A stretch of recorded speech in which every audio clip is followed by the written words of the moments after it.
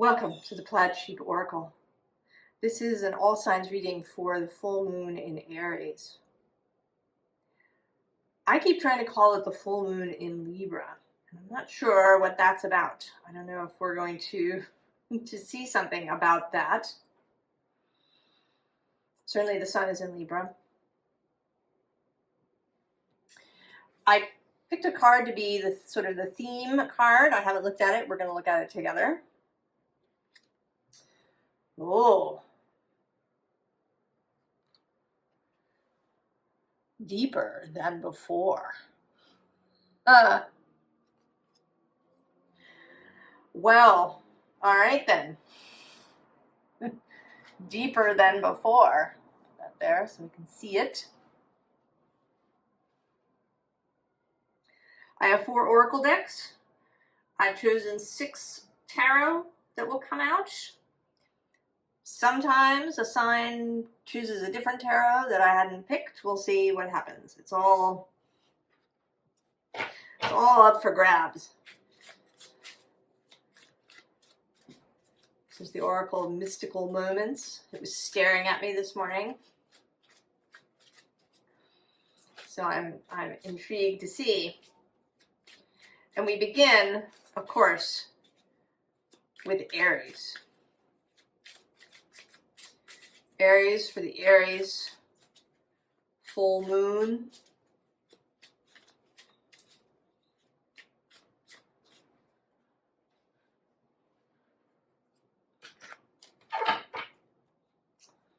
Oh, Eva on the bottom. Now that's very interesting because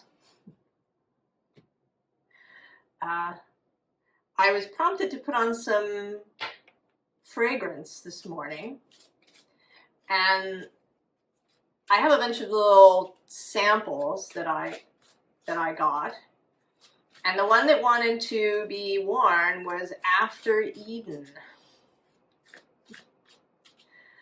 After Eden, and there she is, Eva, with her snake.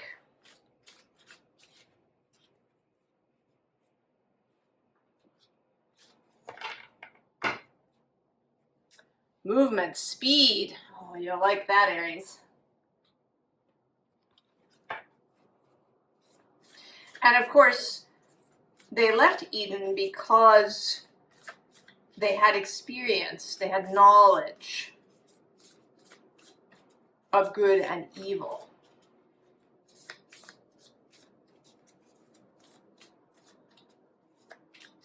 So a knowledge that is expanded. They kind of made it impossible, I think, even if in the story they get kicked out. But I imagine that maybe they couldn't have stayed. That it would have become impossible. They would have had to leave and go out and explore.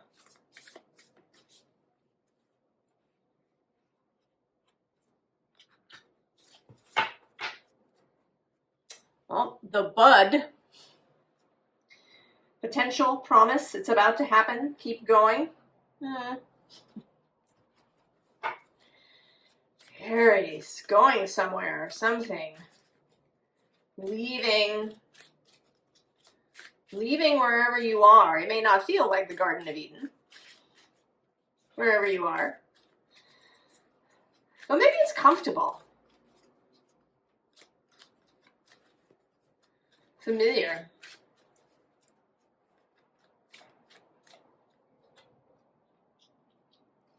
It's time to go. Oh, beauty. Well, that's very nice. What do we have? All is connected.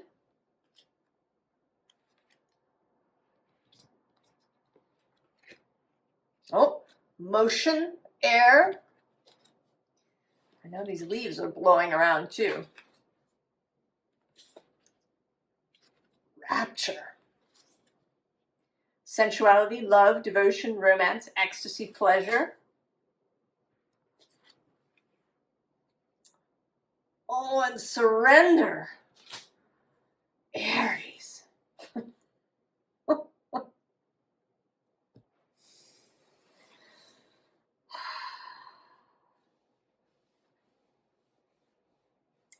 Well, there does seem to be a sense of you being moved. You know, here it could be that she's about to be blown off this stump where she's sitting. There's these horses that are coming through.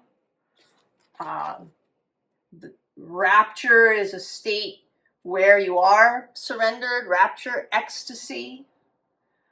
The religious concept of the rapture is a bit about being taken up, not through your own action, but through an outside force.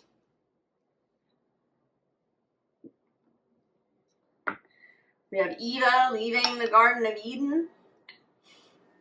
After Eden, Aries.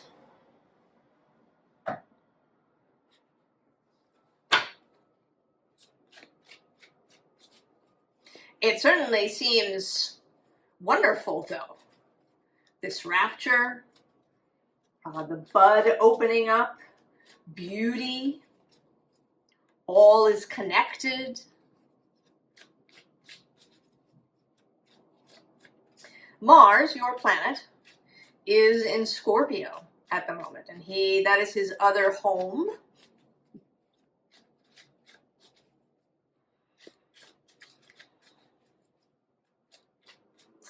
And it's Mars the lover kind of energy. Mars that goes deep. Sensual Mars.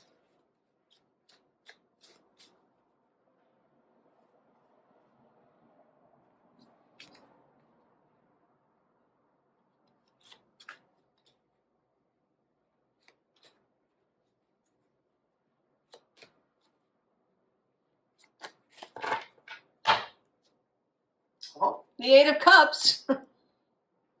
Leaving something behind. And in this case, you know, the cups all seem to be, you know, something else has upset the cups. On the underside, we have the Six of Wands.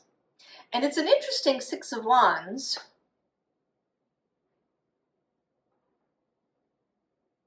Today she feels as if she's waiting. You know, she's in a little holding area, or she's just off stage, or she's passing some sort of honor guard as she heads out somewhere.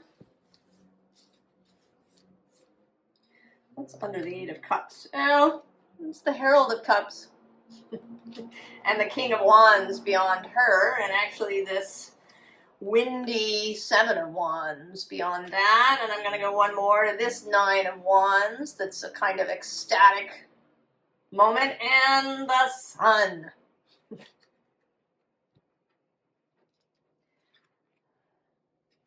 Six of Cups. Ace of Swords.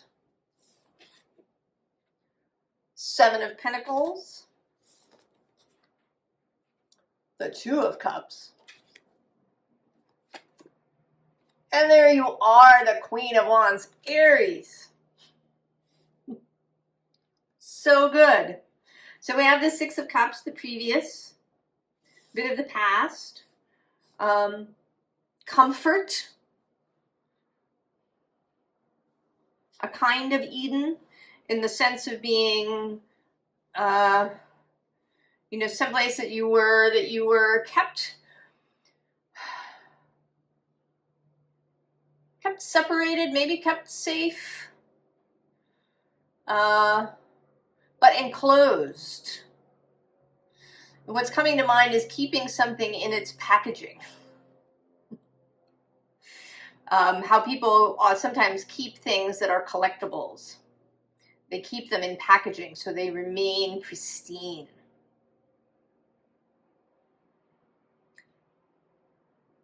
But then they're not reaching their potential. If you bought a book but you never opened it and read it, just kept it in its bag, then it wouldn't reach anywhere. but comfortable. And then we have this Ace of Swords coming in right through your head.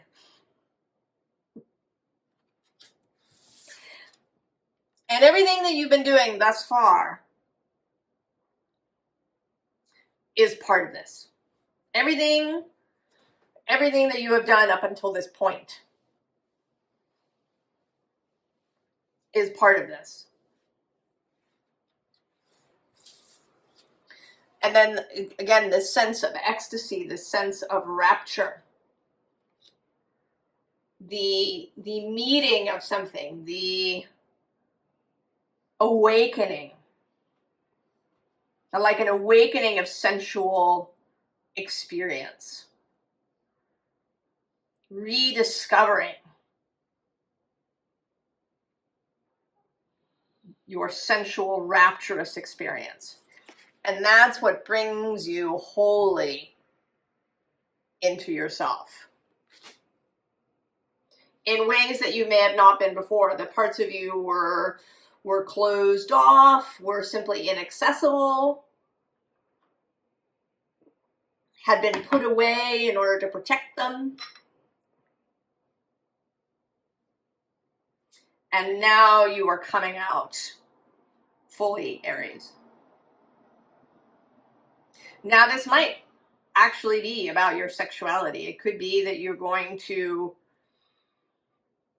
begin exploring it for yourself. It could be that you're going to meet a partner. There is this Two of Cups who will open you up to experience in ways that you have not had before. Even if you've had a bunch of partners, it may have all been kind of ordinary.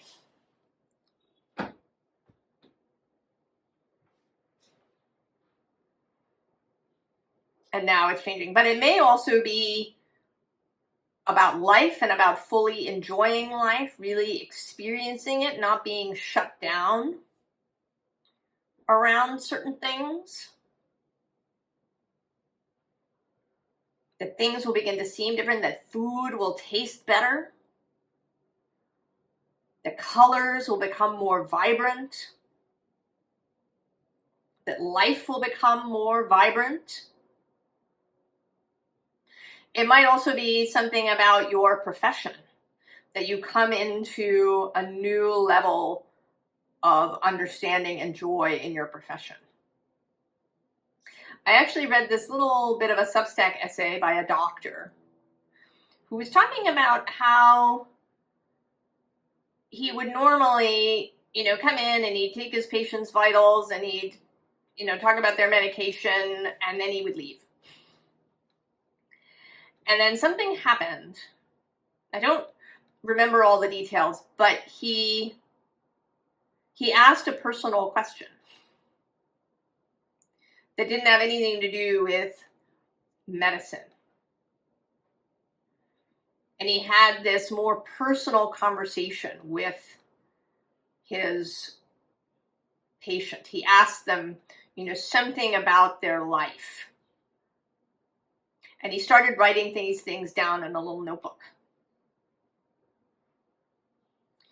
And this changed his entire experience of medicine. He'd been feeling really burnt out and uninspired. And this process of getting to know his patients, his people, of engaging with them on this other level, changed his whole experience of being a doctor. So it may be something like that you reach out in some way. That you increase, if you're, I think about this with astronomers. That I think many people enter astronomy because they're excited about the planets when they're kids. They see the moon and maybe they learn about constellations when they're kids, but then they enter this whole academic world and the scientific world, and they start looking at the sky through telescopes, and sometimes not even doing that, but just receiving data. That the telescope and maybe their graduate assistants go off and do the observing, and they just get a bunch of computer data. So the whole sensual experience of the sky is lost.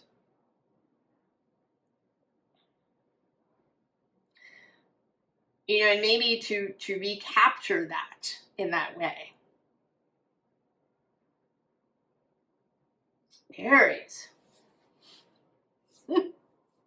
Mars moving through Scorpio for you. Oh, that's exciting.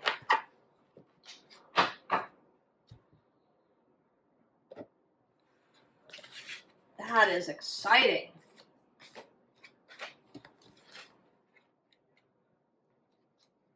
I'm excited. I have an Aries sun. Taurus. If you did not watch the intro, our thematic card is deeper than before.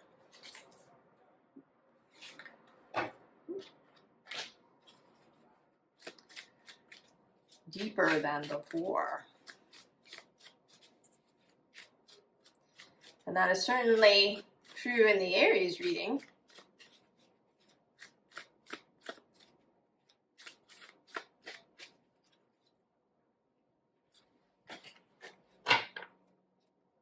Oh, Liberty, very nice.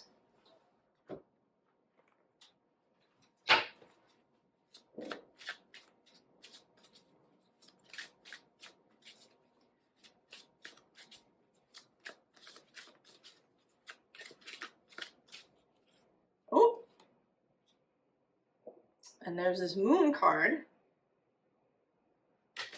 I exchanged cards. That's interesting. This has been happening to me. There's some kind of exchange. But I don't, this isn't the card I want, but there's something about that these cards were exchanged. And we're going to look at the two of them.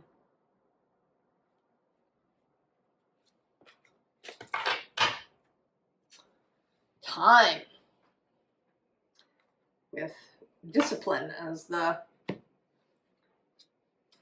subtitle.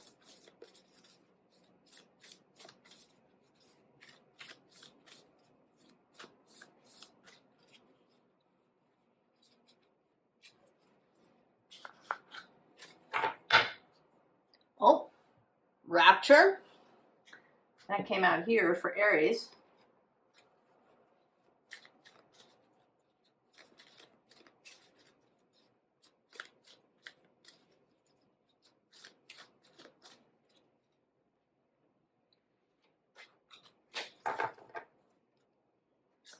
Power. Oh, Taurus. We have secrets. Fire. Oh, with ignition. Healing the mother line. Healing, ancestral work, mother line, growing up. Wisdom. Oh.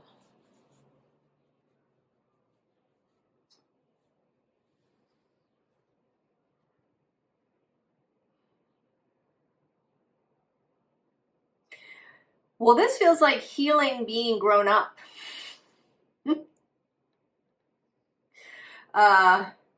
You know, we have an idea of what being grown up means, and it's kind of sad, isn't it? Lots of people say, I wish I didn't grow up. You know, if I was smart, I wouldn't have grown up.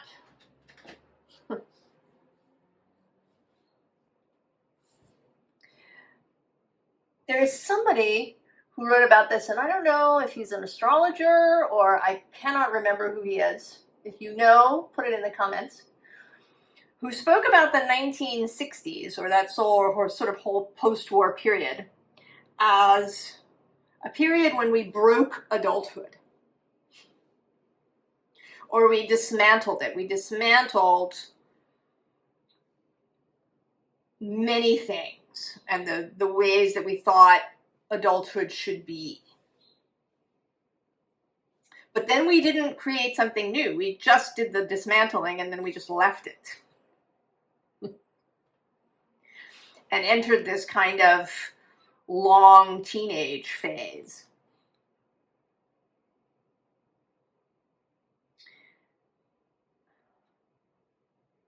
And maybe Taurus can sort of suffer from excess responsibility, from carrying everything, from holding the line. But Uranus has been moving through Taurus since 2019, even a little bit in 2018, that first foray into there. This dismantling or change of what we think about maturity in the adult world and what it means to be responsible, and finding new wisdom in that. And in a very practical sense, that may be you finding new ways to arrange your life. Maybe you've been working a lot of hours. Maybe you've been shouldering a lot of burdens at work that you shouldn't, that are other people's. Maybe you've been very immersed only in the practical aspects of things. So there's a freeing here with this liberty and this, opening up of secrets, right? That this full moon has this keyhole in it. That there's an opening in this.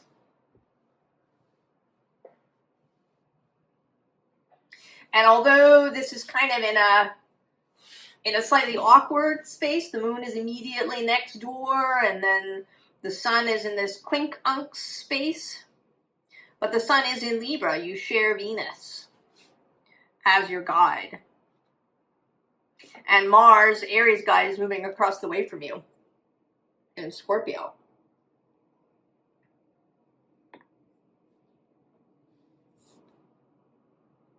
So there's possibilities to maybe spiritually enrich your life, to free you up from some excess discipline, allow rapture, allow this power of the moon, of magic, to enter your life.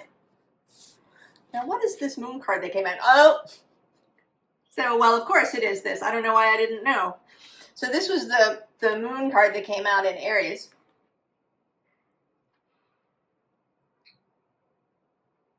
This air and surrender.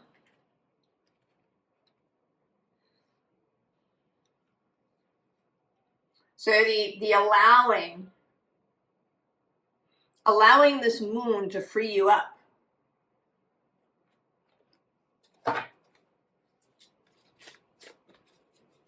To be less constricted around your life, to feel that maybe you've had some perfectionist tendencies, or, I have to be extra stable. The world is really unstable, so everything here has to be perfect. I have to be ready.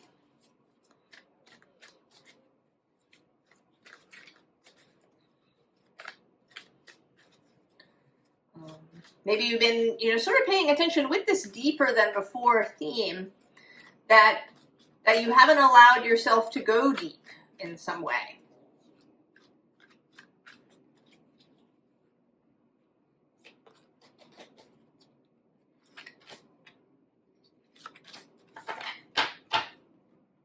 Oh yeah, Ace of Bows, spark of life. The Tower, the blasted oak on the underside.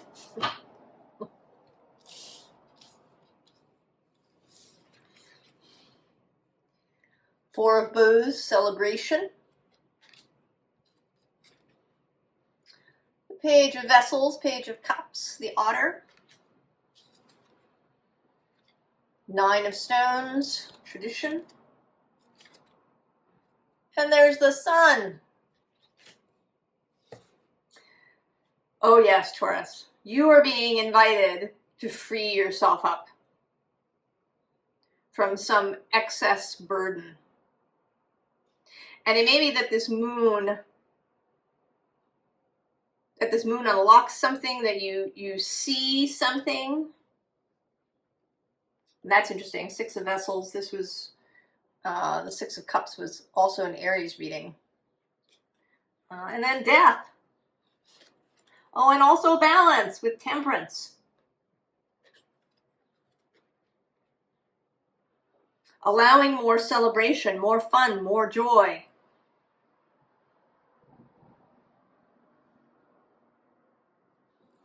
This excitement, this power. And it seems like with the Tower on the underside, that there may be some disruption coming.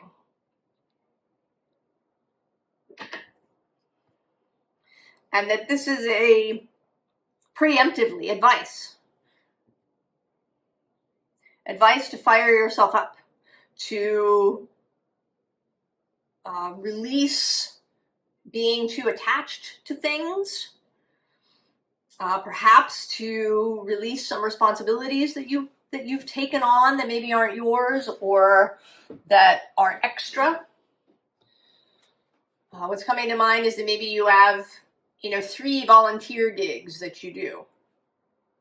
And maybe you could let 2 of them go so that you only have 1.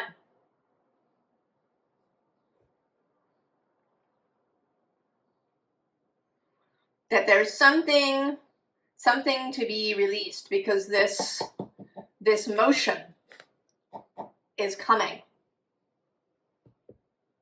There will be a need for flexibility, Taurus. And this moon is opening the possibility for that. And for wisdom around how much to take on and how much is really yours to do. And maybe what has to be done. Maybe there's things that don't always have to be done.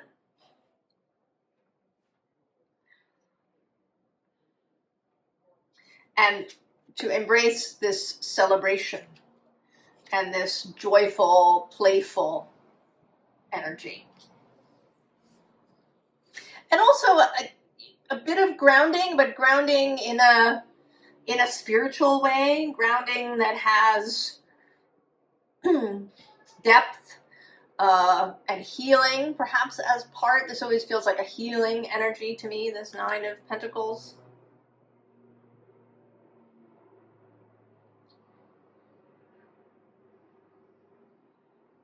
To allow magical energy to flow through your life. Taurus. Change is coming. Oh, and I did it again. Okay, this is the moon deck. Yes, yes. Confusion. There we go. All right. Gemini. Our theme card, Gemini. Deeper than before.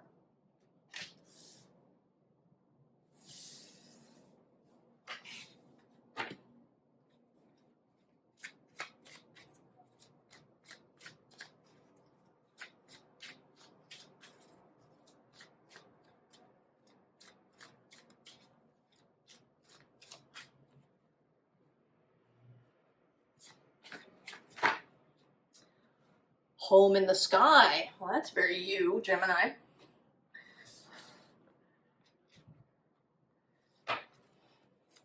At home in flux. There definitely seems to be something about change coming through.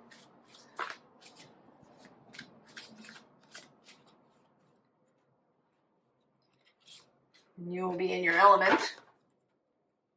Oh, gravity. Groundedness. That's interesting, those two coming together. The holding of opposites.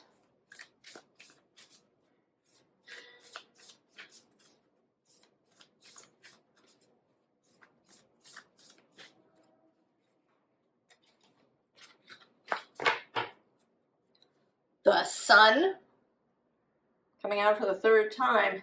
Joy, enjoyment, life force, success, vitality, play. Play seems to be a big thing too. Joy, embracing joy. The spirit of Aries.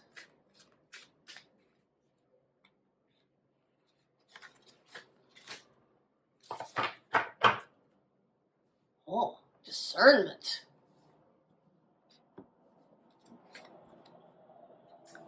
Sleeping Beauty's dream.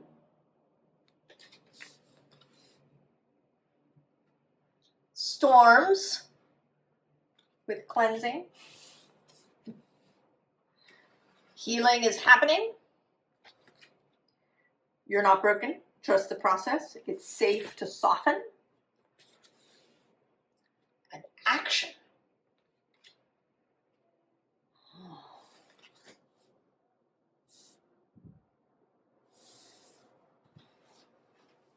Intriguing. Gemini.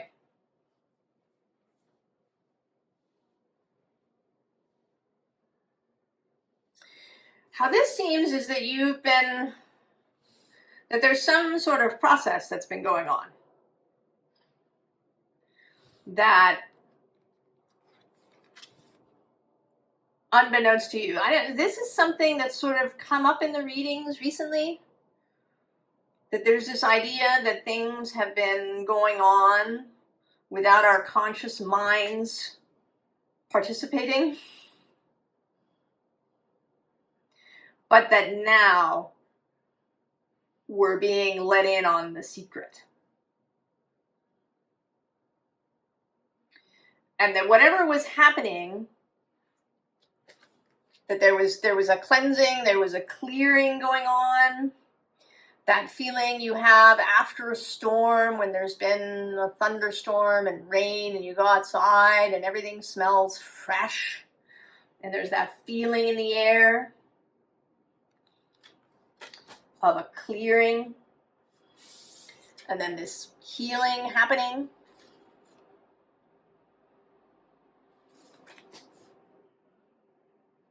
And that now there's going to be a call to take action. And it's beautiful action. It's inspired. It's this leap. Effortless. Joyful.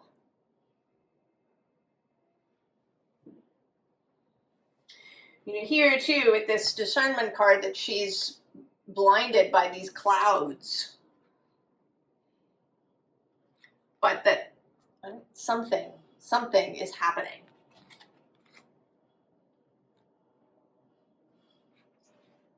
Oh, and we're getting the mysterious tarot deck.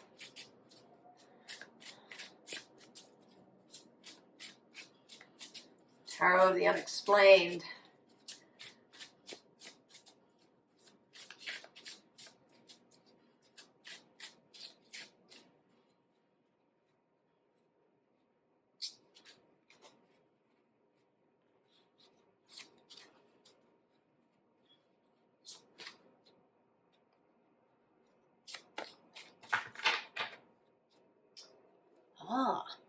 Fan of Ghosts. That's the Page of Swords. With the Advocate of Ghosts, that's the Queen of Swords. On the bottom, this is more of this discernment energy. Who's under the fan? Oh, another fan, another page. Page of Pentacles. Saucers.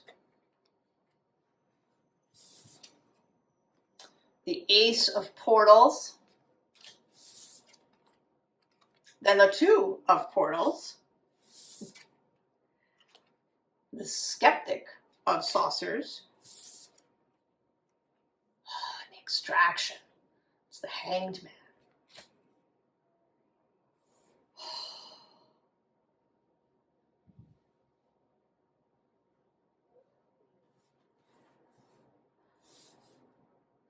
Yeah, ooh, this is a learning process.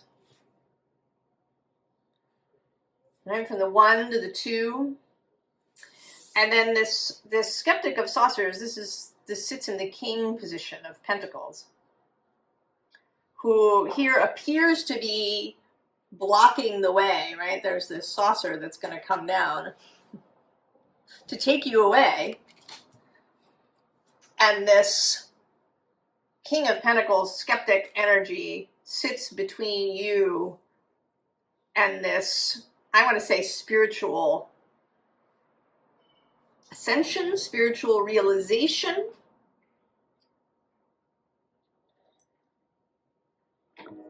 This healing that is trying to happen.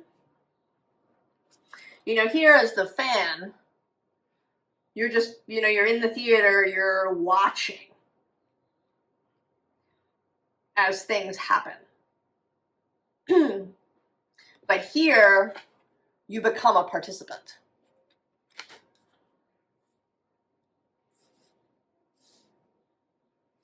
And this is portals or cups. This is an emotionally driven event. This moon is sextile your sign. That's a working partnership.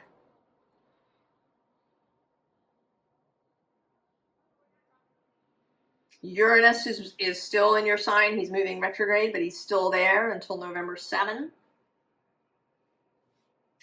It's under the fan of saucers. Oh, the 3 of saucers, 3 of pentacles. So there's some kind of learning process that you've been doing that now reaches fruition.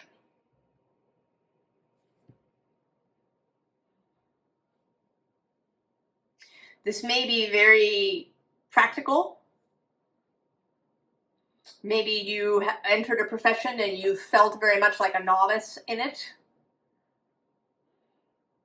Maybe you've had what we like to call imposter syndrome, that you've perhaps felt a little bit not confident in your abilities wherever you are. But this healing has been happening. Whatever you've been doing for yourself is working, Gemini.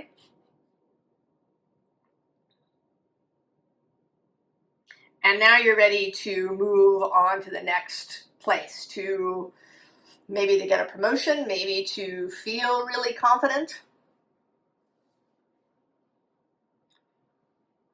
If it's your own business, to feel like you're on a solid footing, like you really know what you're doing.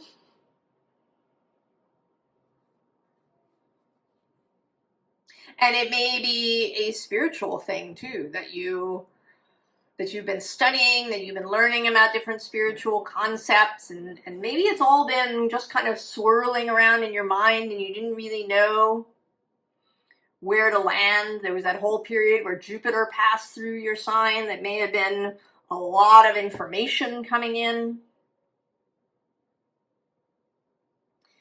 And now you're beginning to feel like you have a handle on it. And that the next step that requires action is going to be made visible. I kind of want a 5th card to come after this Hanged Man, which isn't really an active energy.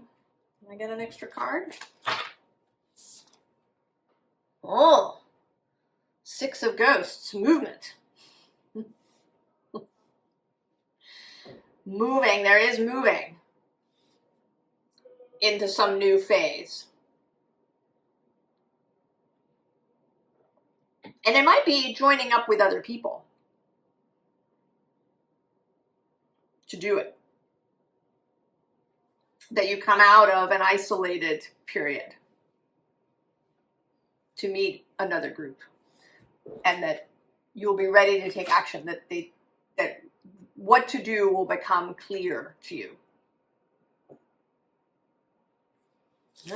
Gemini.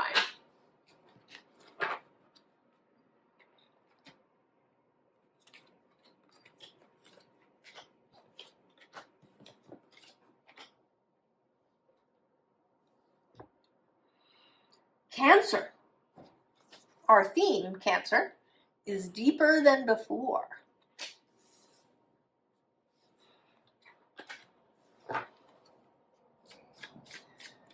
Deeper than before.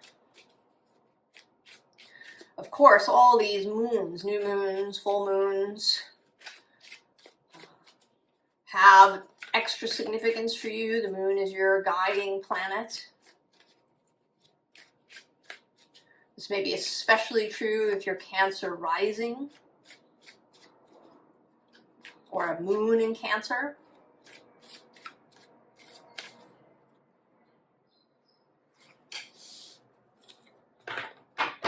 Oh, no rain today. The sun is coming out a lot. I said in the intro that I'd been trying to call this the Libra full moon instead of the Aries full moon. So there's something extra about the sun and the sun's significance.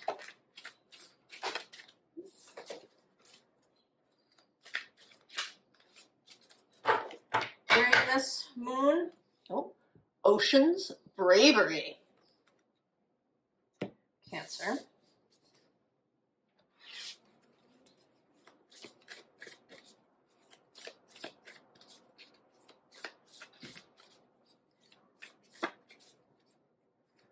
Bravery, balance, equilibrium in a mad space.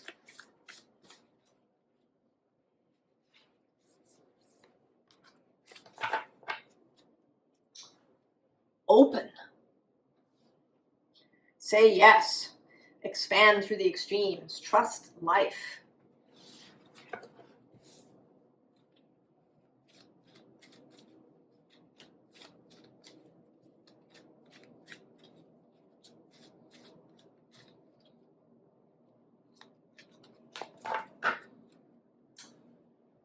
Self-reflection.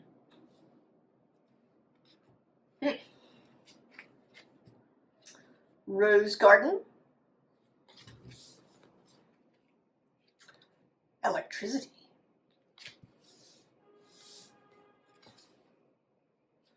The return. A new story, you decide, alignment, it's coming together. Fruition. Well, Cancer. There does seem to be a bit of a theme of things coming to fruition. This harvest moon.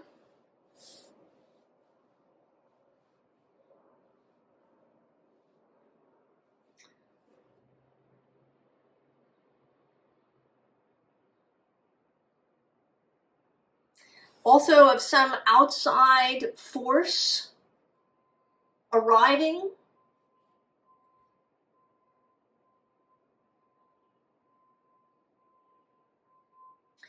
And it seems here to me that you feel very comfortable here.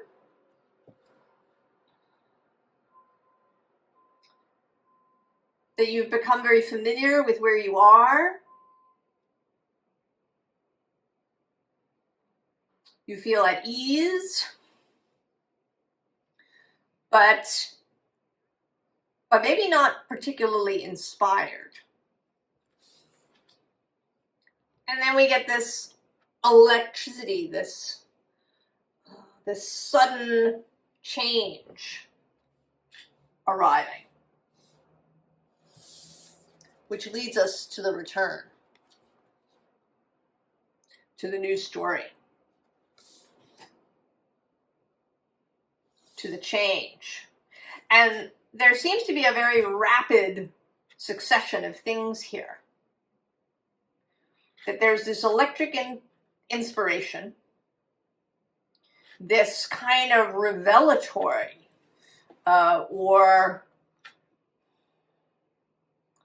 you know, that the cover is kind of blown off of something.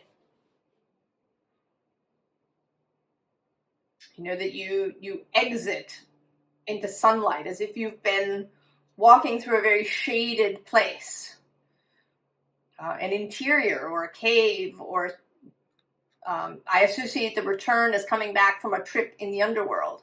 Any kind of, you know, very contained experience, and then stepping out into full light. And there's this kind of sudden growth. You know, every flower you have just suddenly opening at once.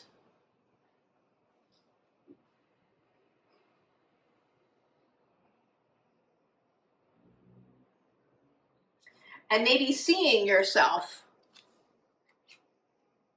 in a different way than you have before.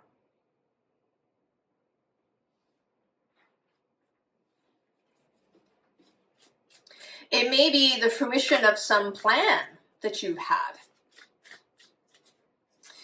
In the first three signs, there was a feeling of things happening below the surface, below the subconscious, but that might not be true for you. It may be that you've been very consciously working on something. That you've had a plan, maybe you've been planning a business, or some other sort of change. I'm noticing now that although these cards are from two different decks, we go from 36 to 37. So there's a next step, but it's a sudden giant expansion that occurs. That you've been cultivating, you've been planting seeds, you've been watering your garden, you've been doing all the things, and now this jolt of electricity arrives. And it just brings everything into sudden bloom and fruition.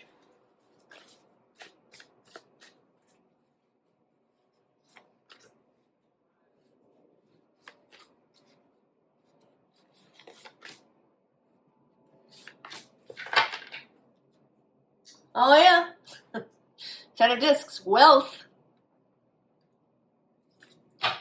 Oh, and there you are, the Queen of Cups on the bottom.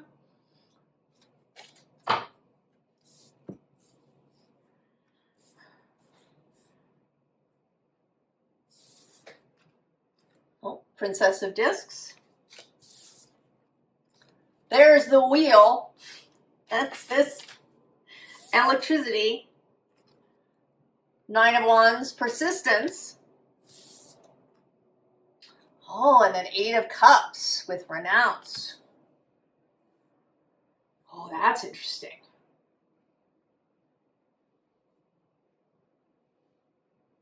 So something is absolutely coming to fruition. I see the King of Swords is under hero, and then the Star.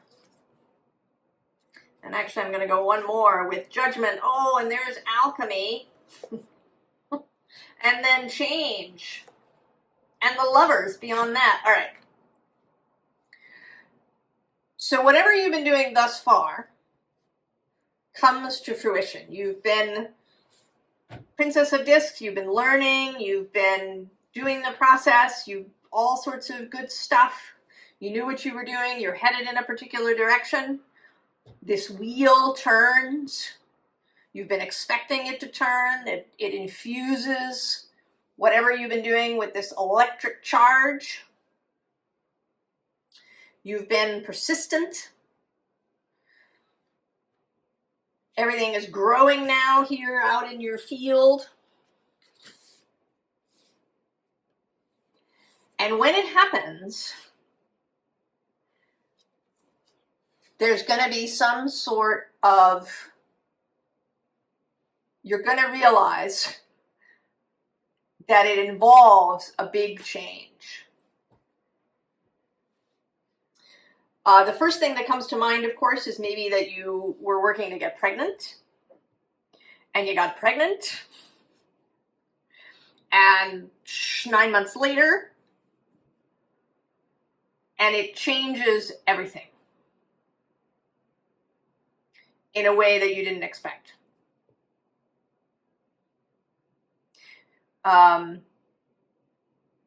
You know, maybe you fully expected to go back to work after you gave birth. But you find once you have this baby with you that that is not what you want.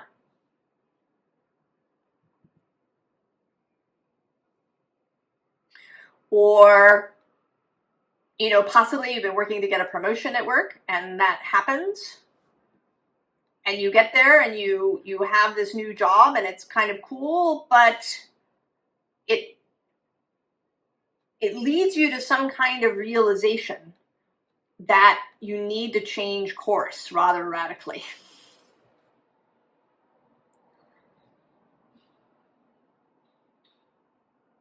And there's absolutely nothing wrong with anything that you've been doing. This is totally great. You have just reached a point now, as everything comes into fruition, that there's going to be a radical change of course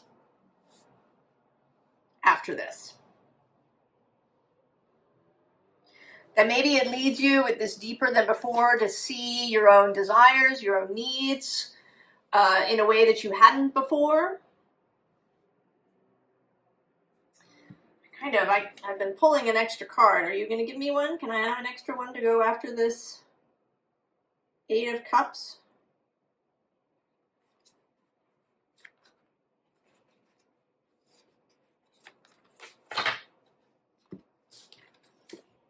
Oh, there's the Alchemy card. Oh, and the Sun again!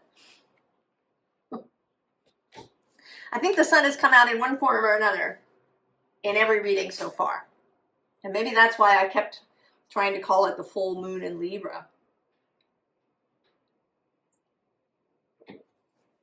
There's some kind of solar clarity that happens. There's a change. This fruition brings new understanding to you, Cancer. And that it's wonderful. I mean, you've got this fabulous thing. But whatever it is going to cause you to kind of radically change direction. And I don't know. I mean, maybe when we get to the Cancer full moon in December. I think it's in December.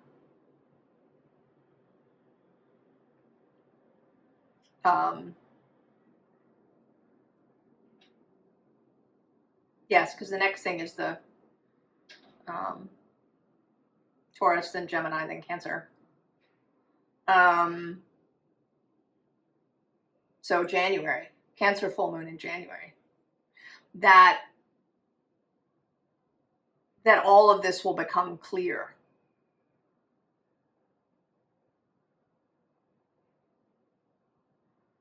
Or that whatever the new journey is will come into that full fruition. Oh, Cancer.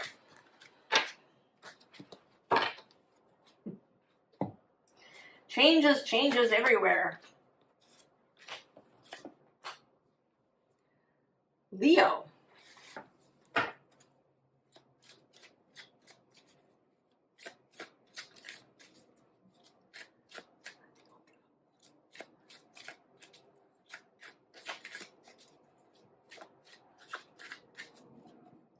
Oh, Leo, this is our theme. Deeper than before.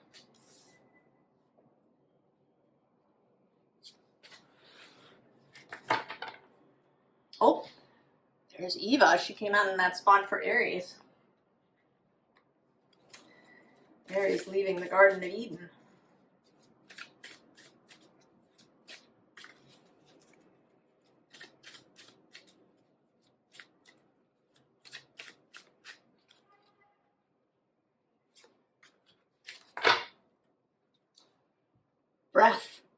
life.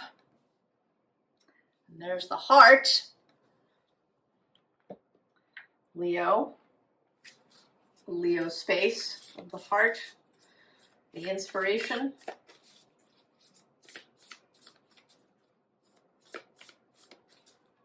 Sort of making me think of Kapalabhati, the breath of fire.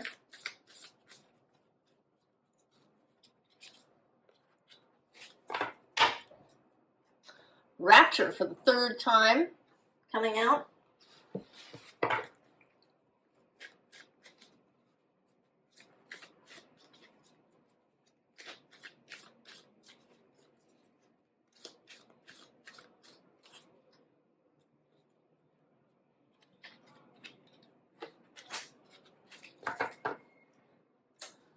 Self-love, Leo.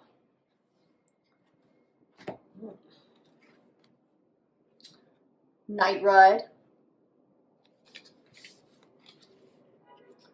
The biome connection.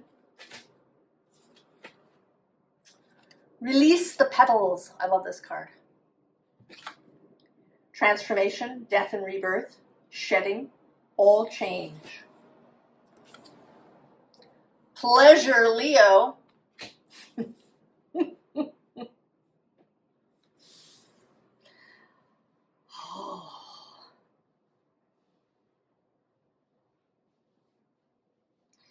Well, this is certainly coming out similarly to Aries in some ways. A release of sensuality, a release of earthiness, a release of allowing yourself to really feel pleasure wherever you find it. A new connection, perhaps, to your animal nature. A new connection to outside nature. To your own body. You know, it's possible that you viewed your body as, you know, maybe as a mechanical thing, or if you've had issues in your body, pains or disease or something, you may have seen your body as a liability. Or maybe you're just really learning more about it. Maybe you're learning about breathing. Maybe you've taken up some physical practice, learning about breathing, or yoga, or qigong, tai chi. Maybe you're learning a physical practice, massage work, or Alexander technique, or any number of sort of physical things.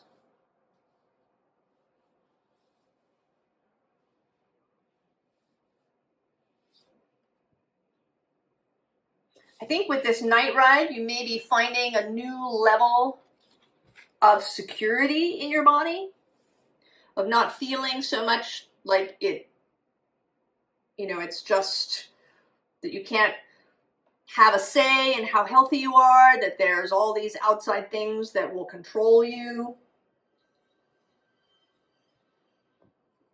you know, or that it's just your DNA, you've inherited X, Y, or Z, and you're realizing that that isn't necessarily the case.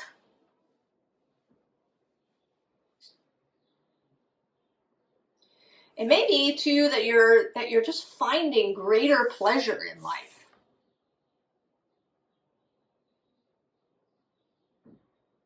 That you're finding a new sensual experience, a new sensual life.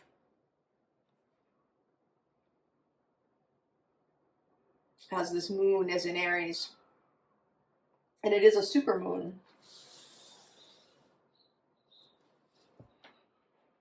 And this is Aries tarot deck as well. Mars did retrograde through your sign, and he is certainly a sign of a planet of physicality, of the animal body.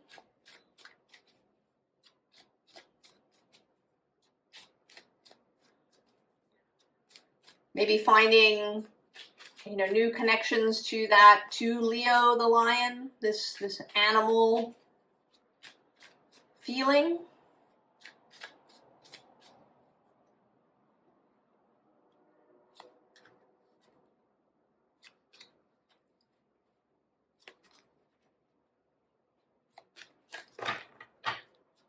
Oh, there he is, the devil. And on the underside, the Fool.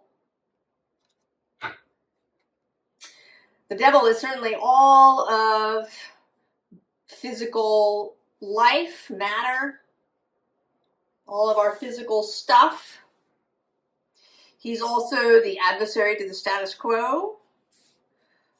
He's the person who would certainly advocate for pleasure.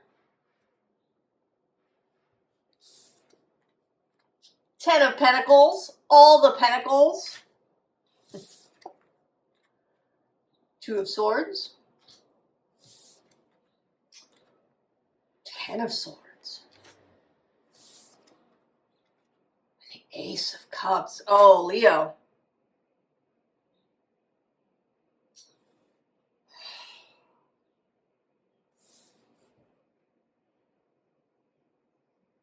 There's an opportunity.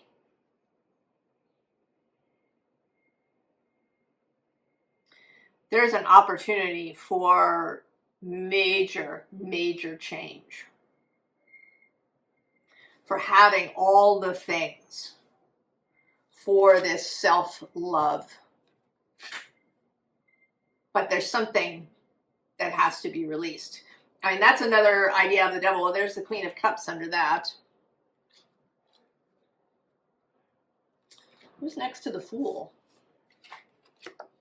Oh, there she is, the Herald of Cups. And the 8 of Cups next to her. And there's Aries, the Queen of Wands.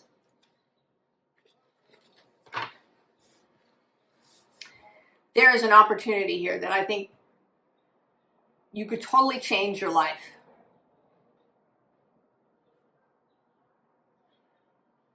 That you could have great pleasure, you could have physical abundance, physical affluence,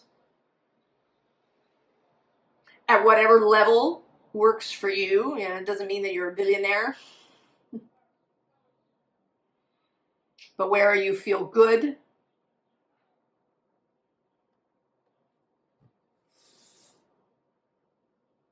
where you feel pleasure, where you feel the ability to release, to be more free about yourself, maybe to be more generous. But there's some set of beliefs around all of that. Maybe about safety and security. Maybe about world events.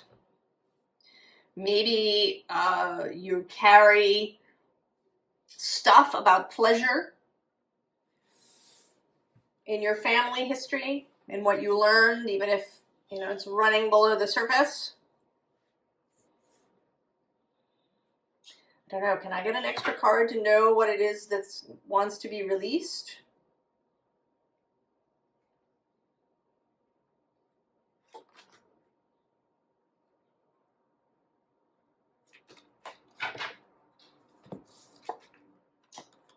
Oh, that's interesting. The Hanged Man. And the Hermit. Oh.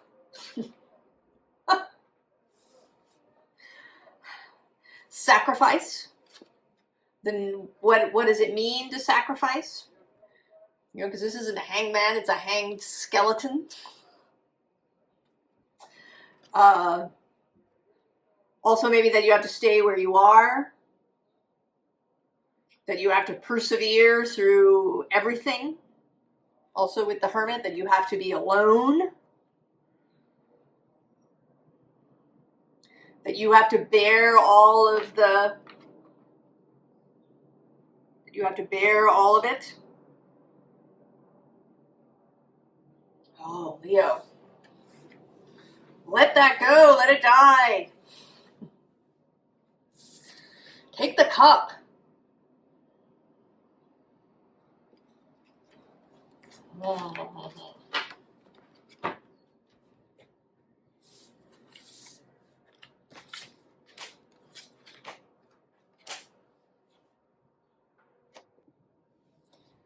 Right, Virgo. Our theme, Virgo, is going deeper. Deeper than before.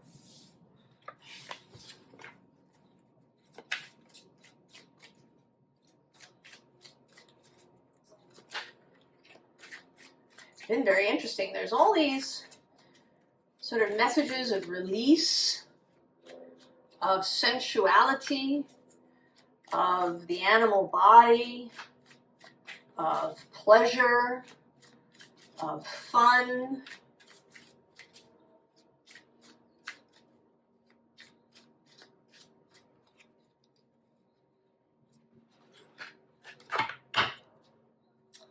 Oh, the perfect key.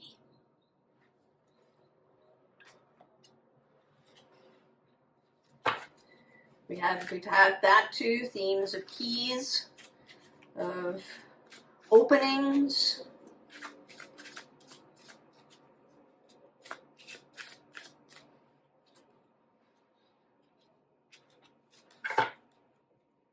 Oh, rain, fecundity.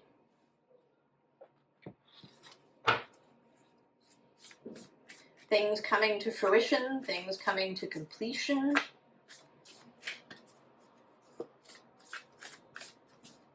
Revelation.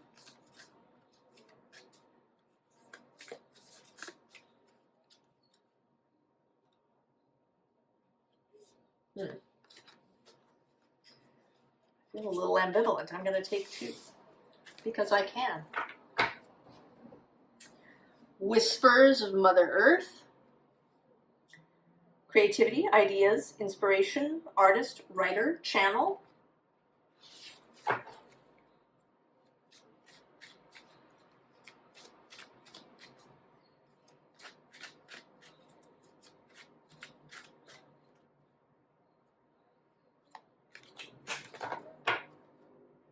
Oh, the unexpected. Blue moon. Virgo. The observer. Inner core. Solidity. Which I think is a very strange name for this card because it looks very not solid. So we have healing the mother line, which came out in another reading. Healing, ancestral work, mother line, growing up. And then the mystic rose. Compassion, devotion, humility, humanity, grace. This does have a sort of Virgin Mary vibe to it a little bit. The Madonna. And then resistance. Virgo.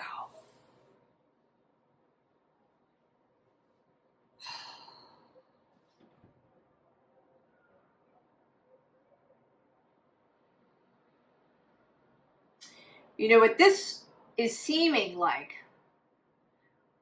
is resistance to becoming involved in some way. Resistance to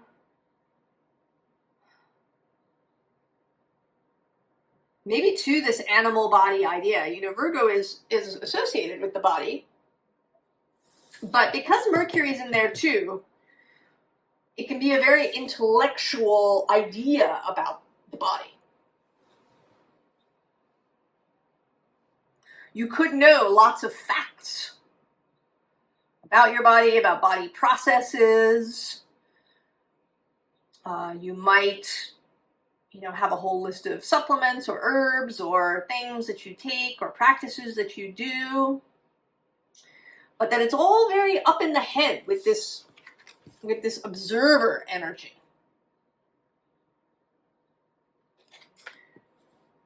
This inner core has the head here. But here the head is kind of coming apart.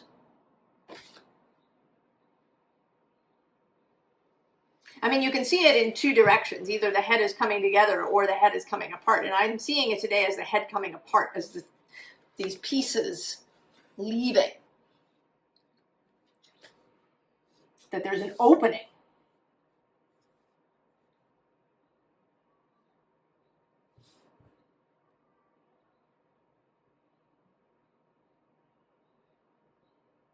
That there's been a resistance to really being physical. And it might be around your body, it might be around intimacy with people. It might be around letting yourself have skin in the game wherever you are. Maybe you've been very detached, seeing things in a very intellectual way, or needing things to be just so. Venus, one of the planets of the physical body, I see Venus and Mars both, and a little bit of Saturn too, as the physical body and all its animal appetites and needs and feelings and senses. And yesterday, the day before I'm recording this, she met up with the South Node in your sign. And she continues now to move through Virgo for another, I think she moves into Libra on the 13th of October. So there may be a whole thing around intimacy, around sensual experience, also around love, around opening your heart, opening yourself up to vulnerability, to being possibly hurt in some way, right? To opening your heart. This figure with her arms crossed protectively across her chest.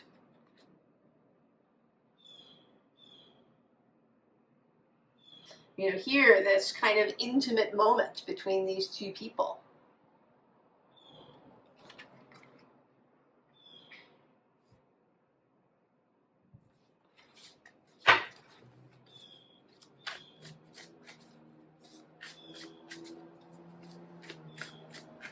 And this certainly is Venus is Libra's sign, where the sun is, and Mars is Aries sign, where the moon is. So this Venus-Mars physical body is, I think, highlighted here, even though, it's not Taurus, say, and Scorpio, but it's still Mars and Venus.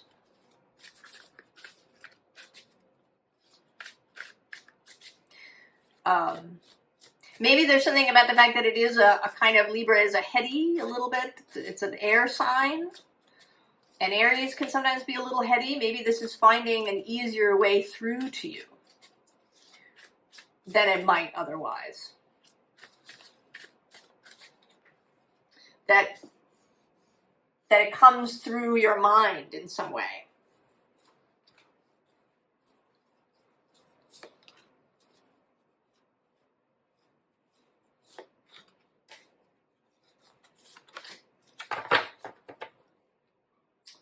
Oh, the Two of Fire. Mars and Aries, traditionally. And the Chariot on the underside. Change. Oh, Seven of Water. Four of Water. the Wheel of Fortune, and Death. You know, and in all of these cards, there's a reaching happening. Like here you're alone, you're sort of reaching toward this star. Here there are two people, one reaching for another. And here the two people are meeting, their hands meeting, reaching towards each other knowingly.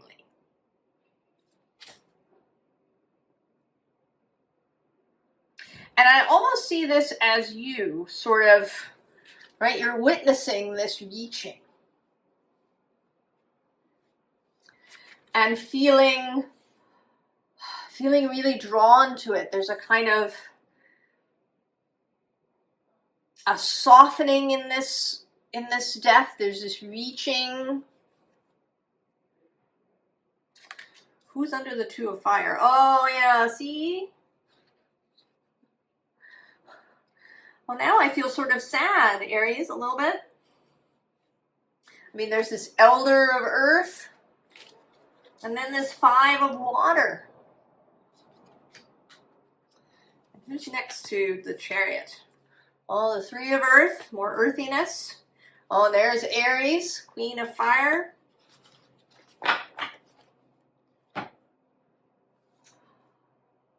Oh, Virgo, I think that you're coming back into intimacy. That you've been holding yourself back, maybe for a long time. That you've been in resistance to intimacy, maybe to your own body, to people around you, to the earth itself. You know, maybe it's felt dangerous to be intimate with any of these.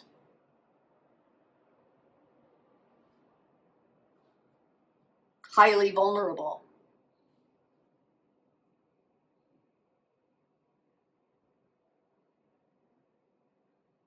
Highly vulnerable. But now you're allowing that. There's a transformation happening. You are going deeper than before.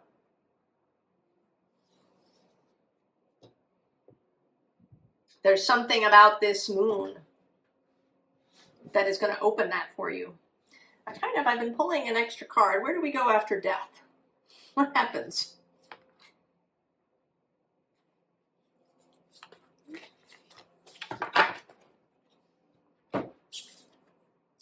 Oh, the Eight of Air. And then the Elder of Fire. Oh yeah, right? Oh. There's contrast for you. So from being trapped in your head to being really inspired. And this is kind of the sun showing up again. The sun has shown up in every reading in one way or another. Clarity, light, inspiration. Oh, Virgo. Really good.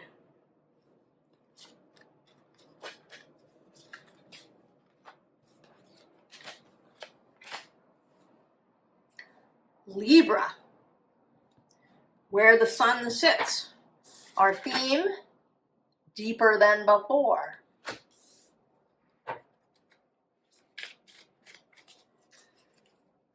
Deeper than before. I've been wanting to call it the Libra full moon. And the sun has shown up in one form or another in every reading so far. So there's something. The sun is extra significant to this full moon.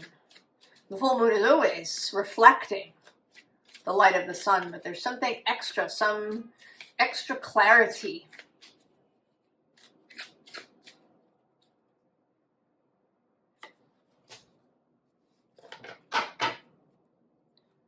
Flower spirit.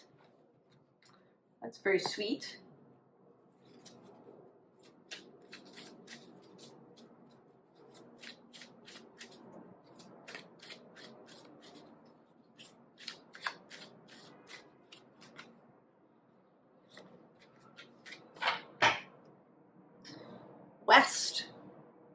completion.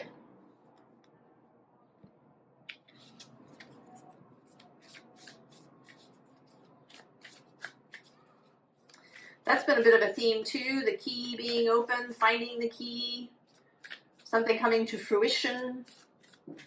Here, finding the final piece to something.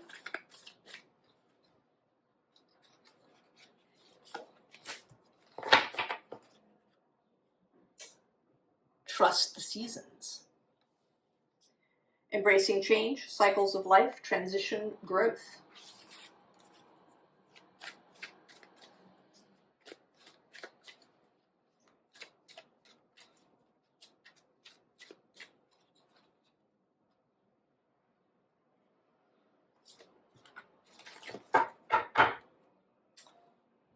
Focus.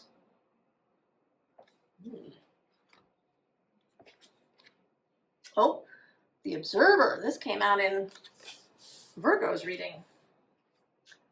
Outer core. Well, that's fascinating. Virgo got inner core. Fecundity, or I'm sorry, fluidity. With this Venus for you, Libra. Venus coming out of the waves. Release the petals. Transformation, death and rebirth, shedding, all change. And pleasure. Oh, those two came out in Leo's reading. I feel like you are sort of embodying the primary theme here that's been running through all the readings. This release, this sensuality, this pleasure, this going from being an observer to being a participant in life. I was reading a little thing about how people aren't dancing in dance clubs so much, that they're all kind of clustering around the DJ and they're taking pictures and video, but that people seem to be, and maybe there's many reasons for this, but the author's idea was that people are afraid. They don't want someone to take video of them maybe dancing awkwardly. They don't want to be cringe. They don't want to be seen as foolish. They don't want to have an embarrassing moment because they're not perfect dancers. That they might look awkward. That nobody wants to do anything awkward. Everybody wants to be really cool and sophisticated and, detached.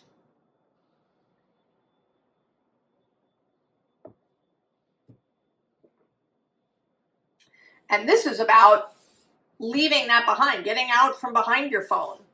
Have you been in a place, at a concert?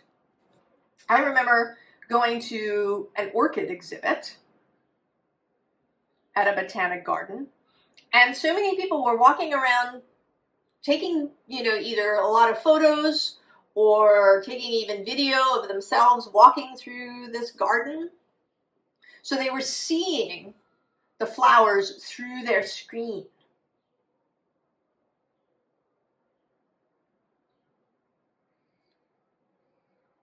Or looking at the landscape thinking, oh, is that a good Instagram photo?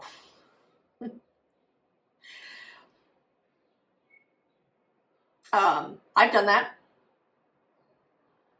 I haven't been on Instagram in 2 years now, but I did do it back when I was posting things. I used to take hordes of pictures on vacation. And then I realized that I didn't really go back and look at them very much later. So why did I have them?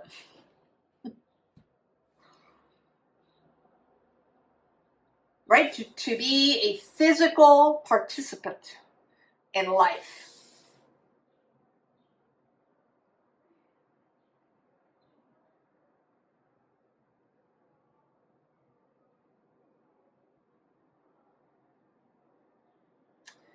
You want a different tarot deck than we've had so far. I do think of the Muse deck as very Venusian. Has lots of flowers, roses,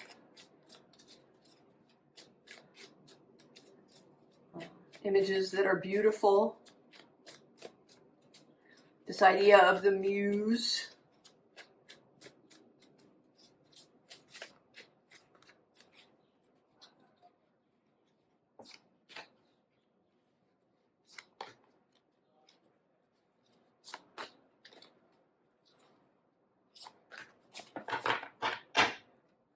Oh yeah, 9 of inspiration. There she is. She's arrived. And the muse of materials on the underside.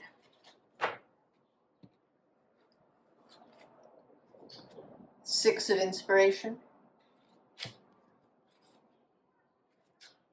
5 of materials. The world.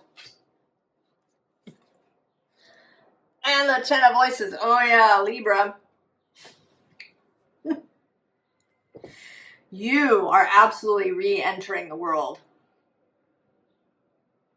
You are finding a whole new inspiration, enthusiasm, excitement about life. Life being juicy. You know, doing things, even if they look silly from the outside. You know, eating peaches so the juice runs down your chin. You know, getting really muddy, going out into a rainstorm and getting soaked. Dancing in your living room or in a dance club or just out on the street. You are releasing constraints that you have put on yourself. You know, to be polite, to be cool or sophisticated, to not make waves, to not make noise, to not attract too much attention, to fit in, to be tactful, to be safe.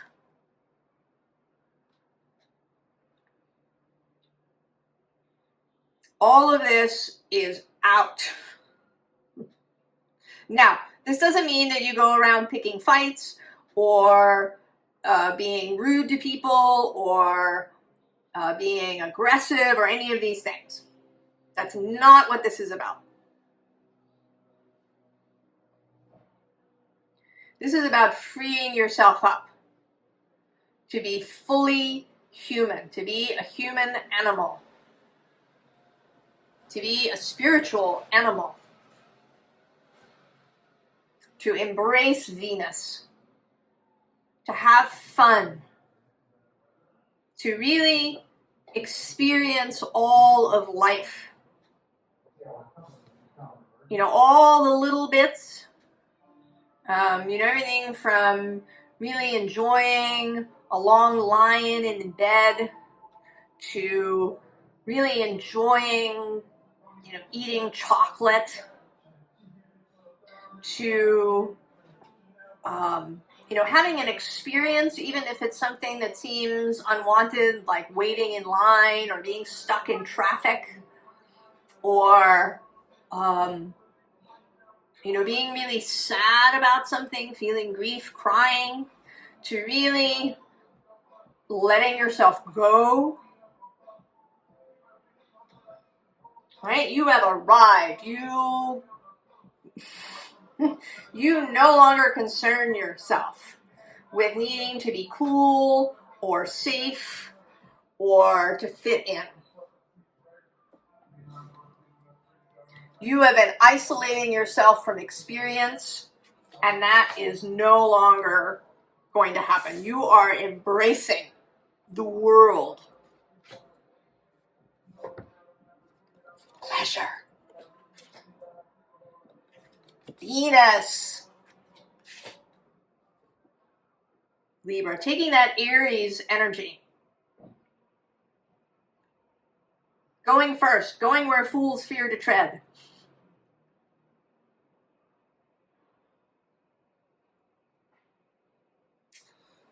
Oh, Libra, that is exciting.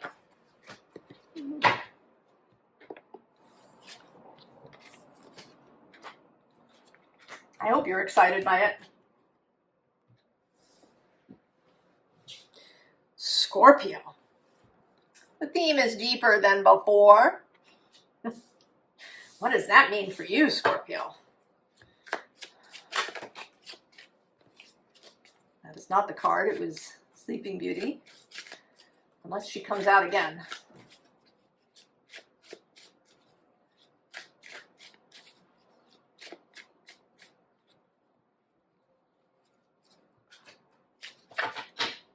Oh, the Rose Garden.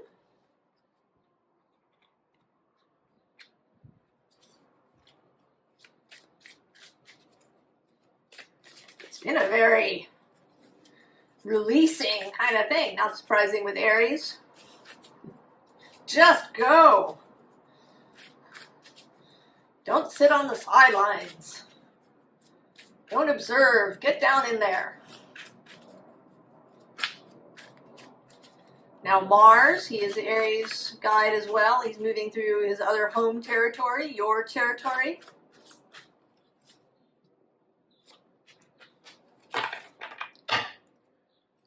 Oh, music, joy. Scorpio.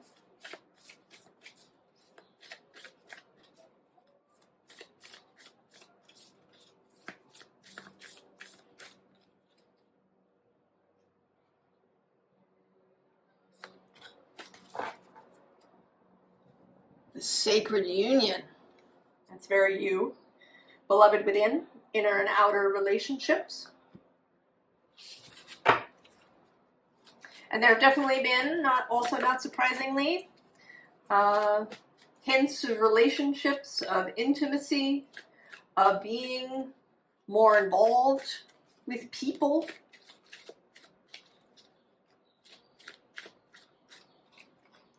Of vulnerability, of opening yourself up. Beauty. That was in an Aries reading in that spot. Oh, the art of seduction. The West, completion. Oh, the Thorn, Scorpio. Protection, boundaries, clear communication. And wisdom. Scorpio.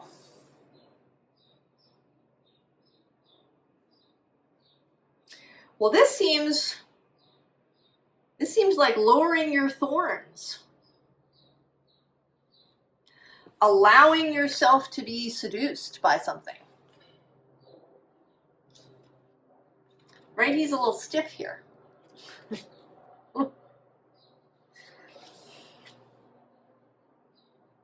But learning how to use your thorns in a way that is positive and clear and useful. That may be why that Sleeping Beauty card popped out there for a second. You know, she is in this castle and she's surrounded by a big thorn wall that no one can get through. Isolated. That's been a theme too here. Releasing isolation. Coming back into relationship with people. Not being an observer.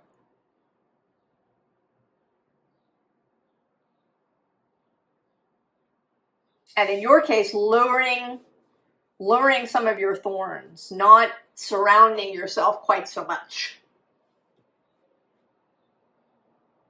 Because when you have too many barriers, then nothing can get in. Beauty can't get in.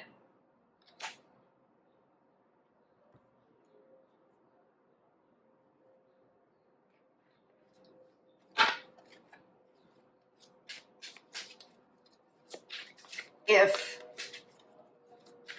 if you're too blocked off.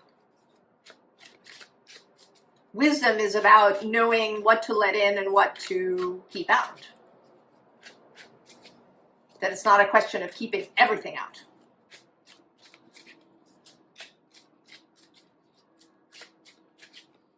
You know, if it doesn't pass a 50-point checklist, it doesn't get in.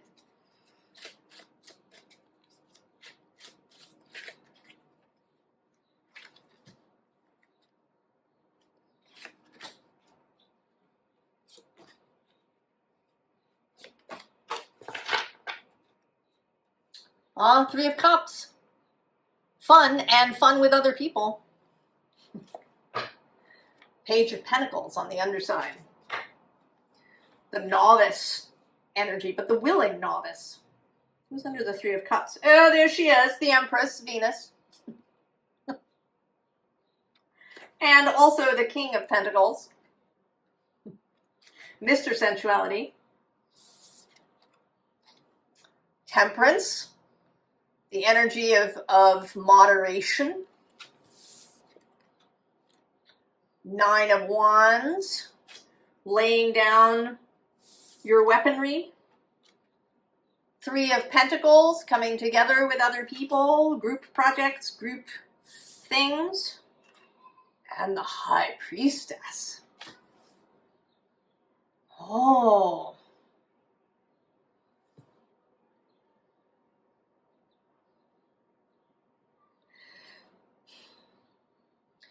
The thorn wall hasn't just kept out people and experiences. It's also kept out spiritual information.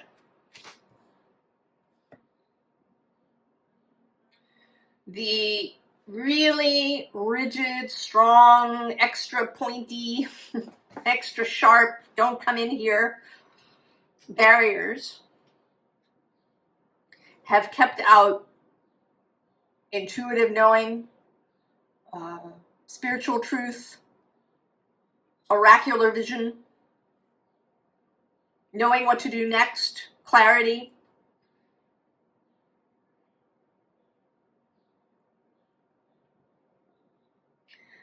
Lay down your weapons. I mean, isn't it exhausting? It's exhausting.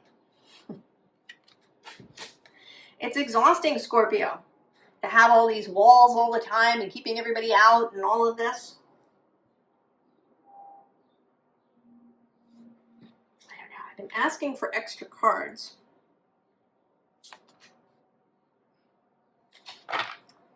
Like what happens next? Oh! Five of Wands. Break out. Change. There's going to be change. I was actually thinking today, earlier, about this Muse Tarot deck that just came out in the Libra reading. And how many of the, what are sometimes thought of as negative cards, right? Like this Five of Voices, which is the Five of Swords, is actually about coming into peace, reconciling things. The Five of Wands, the Five of Inspiration, if I can find it. Oh, look, and there's the Queen of Pentacles right under it.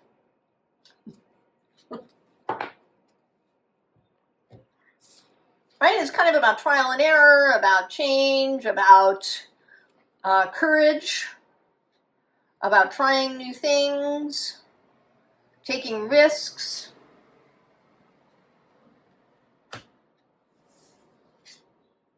Take the risk. Some change is coming. When you open up and allow whatever this seduction, might be a person, might be a job, or a profession, or a place that is really calling to you, and you've been saying, no, no, no, it's too risky, it's too different, it's too something.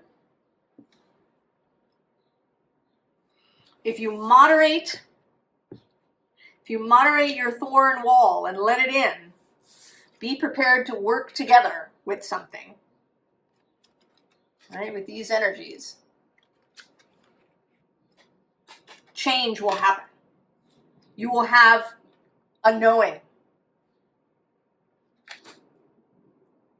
of where to go and what to do.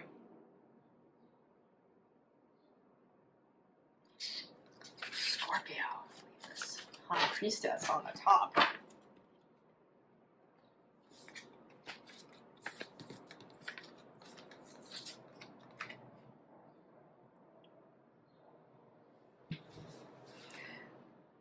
Sagittarius. Theme is deeper than before.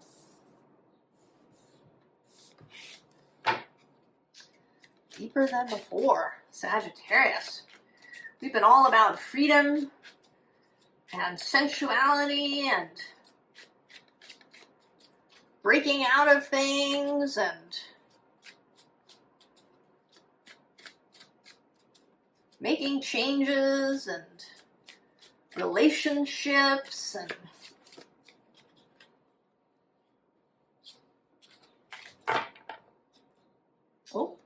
protective nest. Not surprised to see it.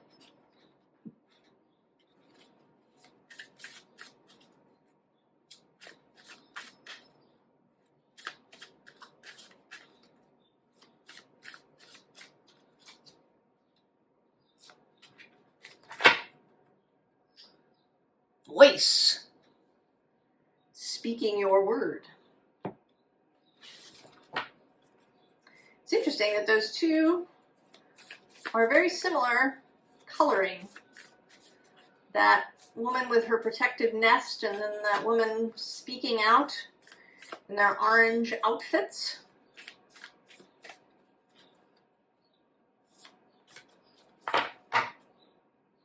Oh, and the sun. Sorry, didn't show you that. It's making its second appearance. The sun has appeared almost everywhere. It didn't appear in Libra, but that is where the sun is. So perhaps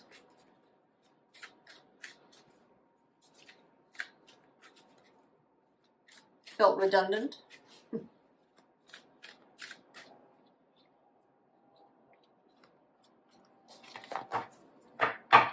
Oh, self-reflection. So you see, yes, these two.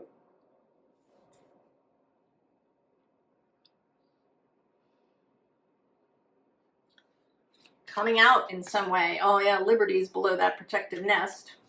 And this card, I'm now remembering, came out in one of your readings as you being, I don't know if you were waking someone up or someone was waking you up. Oh yeah, can you hear me?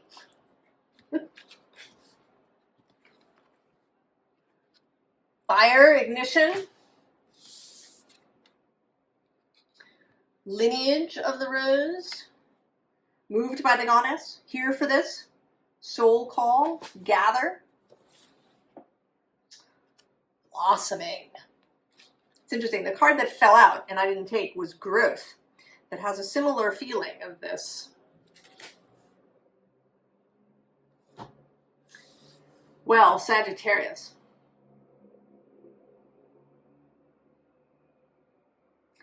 I'm not sure who is doing the calling and who is being called.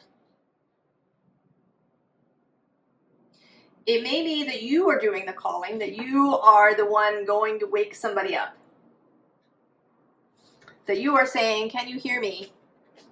Let's ignite this. Let's blossom together. Or it may be that someone else is doing this for you. That you are the one being called.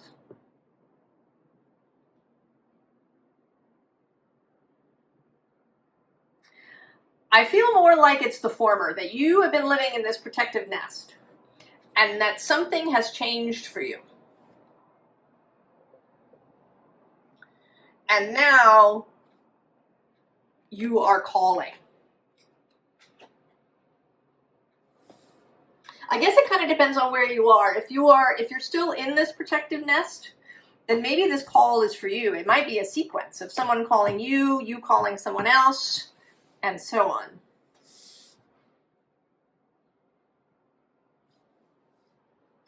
But that there's there's an ignition, there's blossoming, there's speaking, telling people about things, with the sun coming into clarity, this enjoyment of life, you know, joining up with somebody else.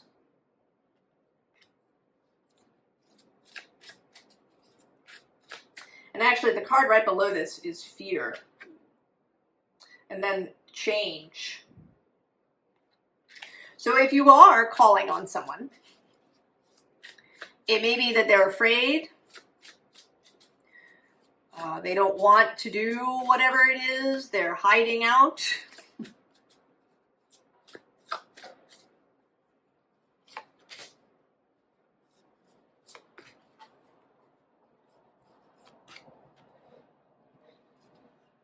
And if someone's calling on you, perhaps you have overcome your fear. Oh, 10 of Cups, satiety. 5 of Swords, defeat on the bottom. Oh, 5 of Wands, strife. King of Wands. The Tower. Oh my goodness, Sagittarius. And then the Princess of Wands. Okay, so you have totally had enough. You are sated. You have had enough of whatever you've been involved with. Too much comfort, too much stillness, too much boredom, too much sameness, too much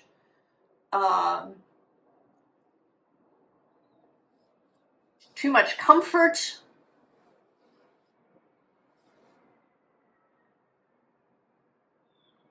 What's popping into my mind is the old Star Trek episode, Plato's Children. It's a society of people who have developed their telekinetic skills, so they just lie around on couches. And that distorts them. You've had enough. Whatever it is, your job, your place, your marriage, the way you've been living your life, where you've been living, anything. You've had enough. You are out. And you know there is, I mean, it may be that this 5 of Wands, this strife, has come to you. That you're so uncomfortable. Below the satiety is this disappointment. And then we have death.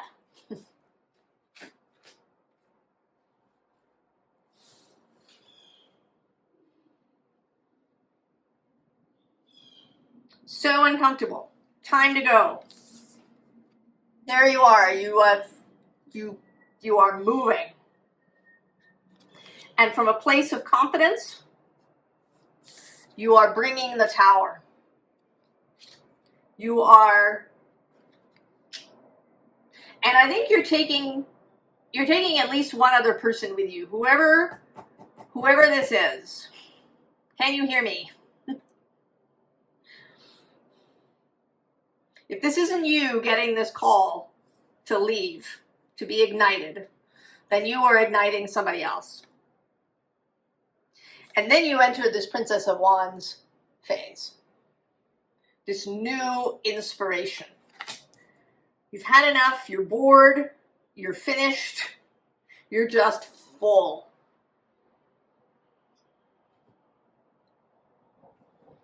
You have eaten too much. You are sated.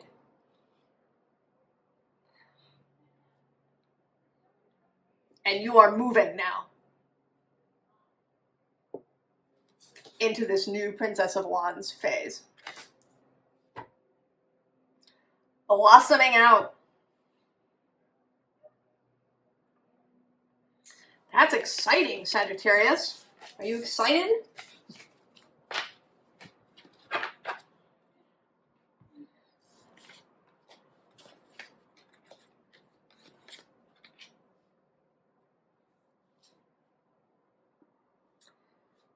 Capricorn, our theme is deeper than before.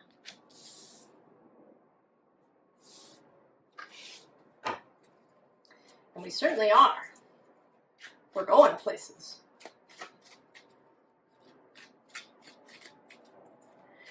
Interestingly, I wanted to call it the Libra full moon. And the sun has been coming out a lot. And it's almost that I want to call it an Aries new moon now, because there's this sense of something igniting, something beginning that is new moonish. Although there is also a sense of things coming to fruition, of culmination, of both a culmination and then an immediate new beginning.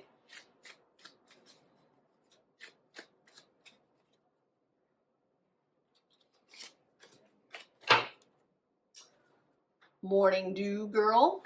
That's very Capricorn.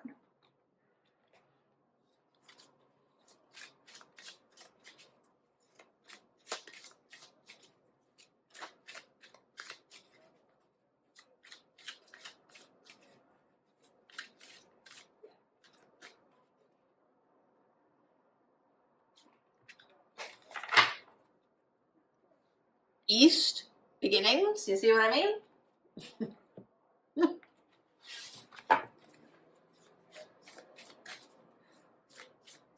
Of course, this moon is square your sign.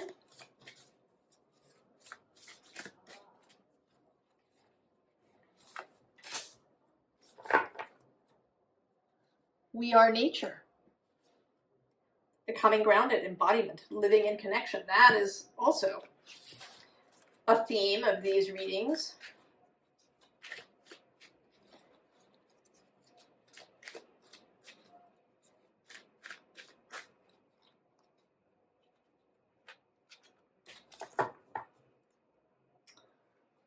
Purity, snow moon.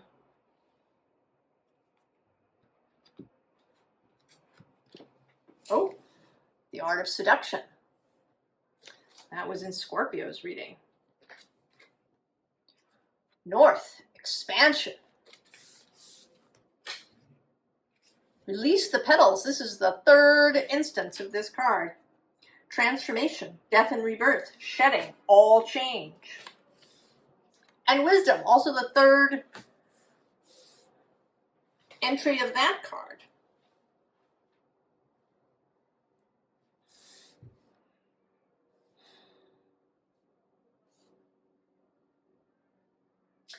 I want to say that you are you're about to take on some kind of new work is the first thing that comes to mind. This morning dew girl, she goes out there and she collects the dew every morning. But she's looking, like she's kind of done today. Like she's just seen something else that she wants to do. And I kind of want to say that she's seen this queen bee that's under her. And also actually this house of flowers. So then maybe she's been doing this job, whatever it is, but there's been this energy of something else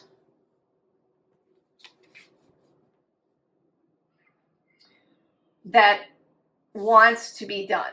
And whatever it is that you've been doing, it could even be something exciting. It could be, that you're an artist or an actor or, a courtroom lawyer or an emergency room doctor. It doesn't have to be, something mundane or, I should say something, that we might think of as dull, being an accountant or a janitor or working on a line in a factory or something. It could be something that objectively somebody might say was really exciting. I don't know what it is that you've been doing, but something has been trying to get your attention. Something that wants you to expand in a new direction.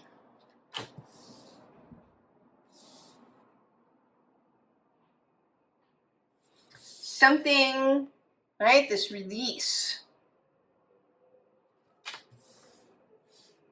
You've been holding.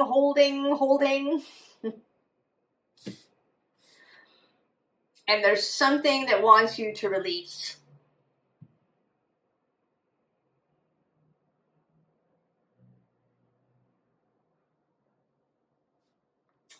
That's interesting. This deck came out in Gemini. We'll see.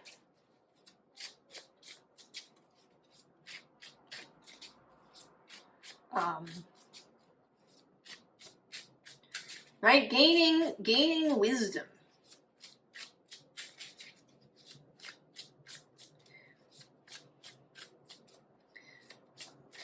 By expanding.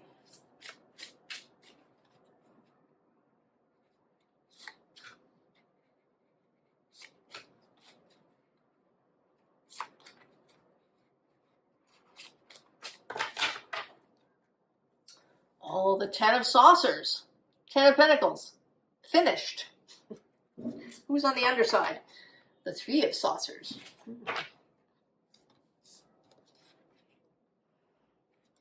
The Advocate of Ghosts.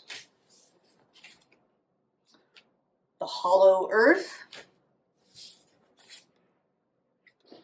The Hunter of Ghosts. And the Four of Saucers.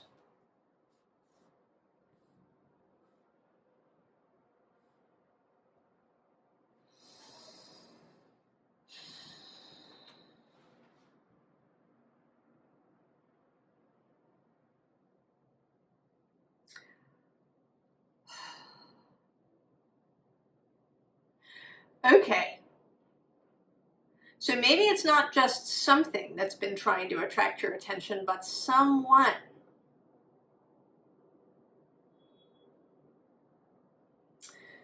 You have come to completion. In this deck, the story here is that this woman was taken in an earlier saucer card. And then here in the Ten of Saucers, she is returned. There is a completion.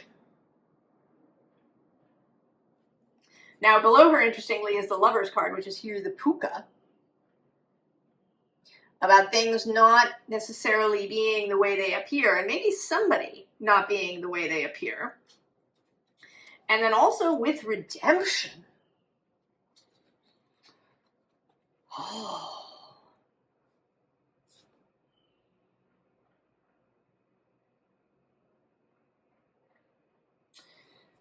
The reason I'm saying someone is that this is feeling like a communication between the Advocate and the Hunter, and then this hollow earth in between being like the mediator.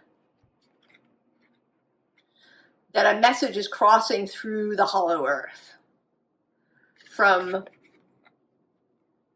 the Hunter to the Advocate. And I'm seeing you here as the Advocate. This is the Queen of Swords. And, you know, there's a little suggestion, right, of this kind of hidden energy, hidden behind the moth, but also touching.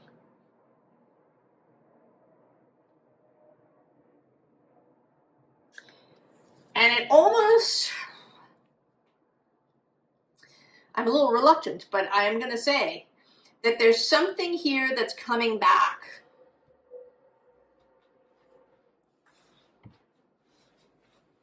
I mean, we both have this energy of the return here, of this completion. But then also things not being what they seem, and then this redemption card. And then this Five of Saucers, which is also feeling like someone who's standing at a distance from you. And then actually we have this Nain Rouge, which is the devil in this deck, that talks about this character avoiding and ignoring the Nain Rouge and how it results in bad luck for him. And then we also have the Remote Viewer, as well as the Extraction. there is either someone or something, it could be a thing, that went away and is now coming back. It may be a person who you broke away from. It doesn't have to be a lover. It could be a friend or a family member or, you know, a client or a supplier in that way. Somebody that you used to work with and that you walked away from, or they walked away from you. I feel like you may have done the leaving.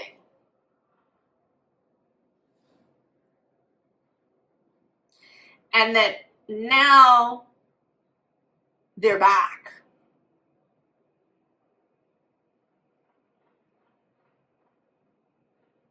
And they have a new message. There is a message here of expansion, of new beginnings.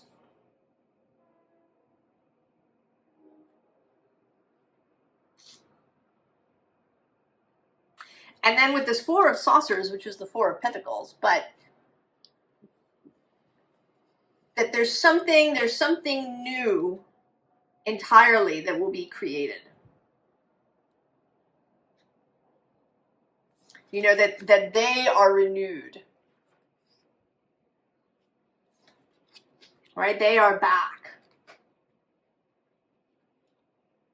They were extracted in some way, or it could be a thing. It may be that, I don't know, that you used to live somewhere. This could be about going, you know, back to your hometown that you left, and that now somehow it's come back into your experience in some way.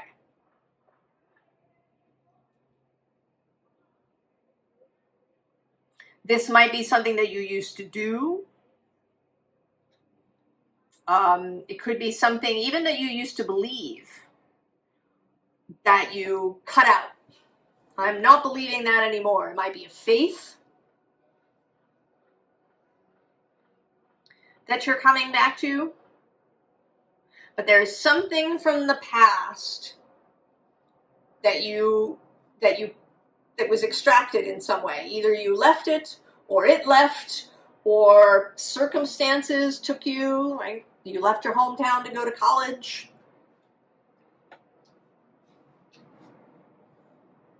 And now this thing is returning in some way. Well, I have to. Give me something else. I can't leave Capricorn. This is the most specific message of all the messages so far. It's this one. What do we have? Oh, the Six of Saucers.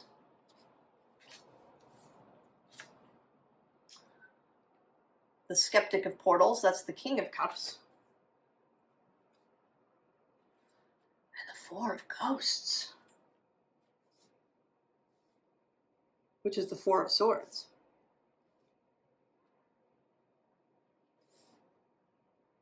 Well, this seems like it's bringing excitement.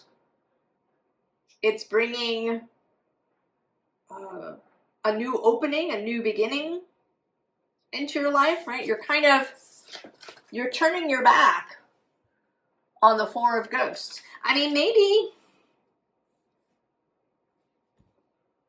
you've been hermity.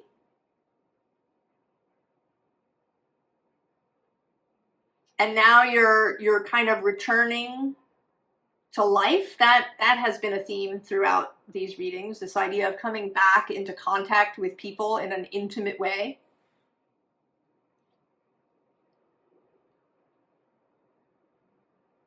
Also, maybe you've been living very much in your head with the Four of Ghosts, and you're coming back into more sensual experience with this We Are Nature.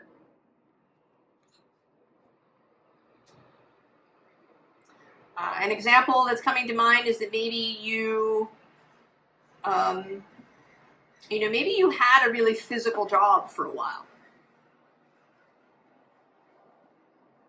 And then you gave it up and moved into doing something digital.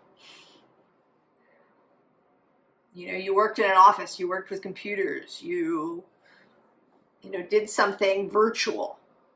And that's another possibility, that you started doing virtual work.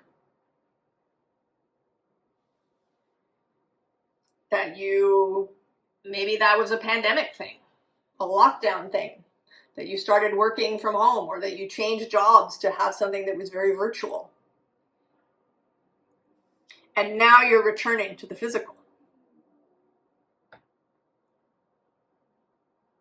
That you're coming back to working with people directly.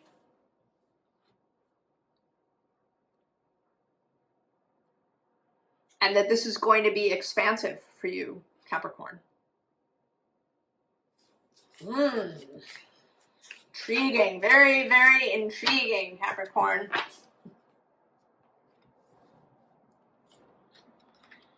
And I want to say that it is positive. Don't, you know, get up in your head about it being an ex-lover who is terrible and who you never want to come back. It's not about that. Aquarius.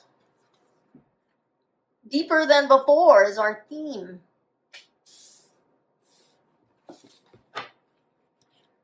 Deeper than before.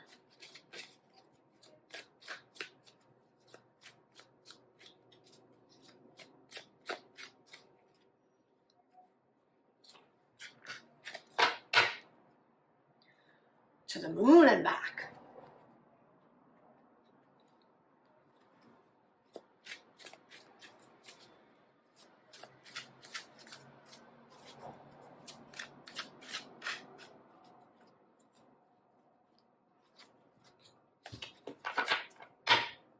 Oh, outer core, fluidity. That came out in the Libra reading here.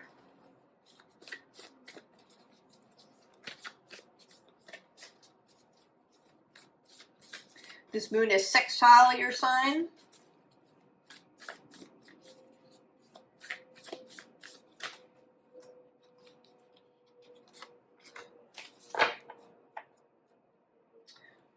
Whispers of Mother Earth. Creativity, ideas, inspiration, artist, writer, channel.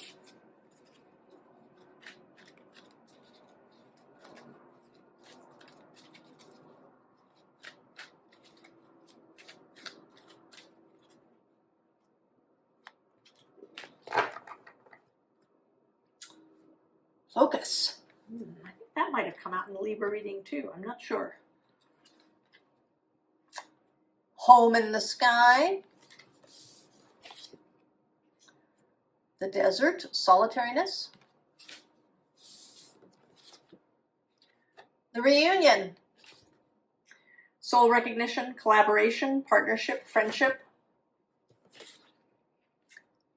Faith. The worm moon.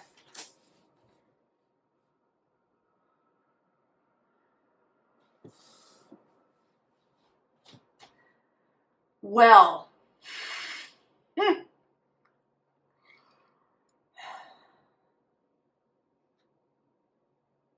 there's been a lot in these readings about a return, about coming back into real physical relationships with people, into real intimacy, into participation, into having skin in the game.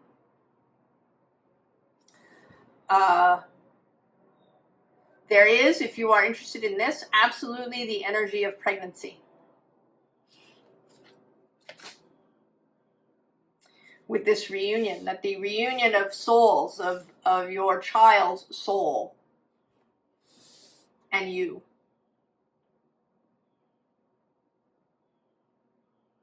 But also, you know, perhaps pregnancy of an idea, a return to faith. It's not a word that one might necessarily associate with Aquarius, but I think that every sign has you know, can have an element of its own kind of faith.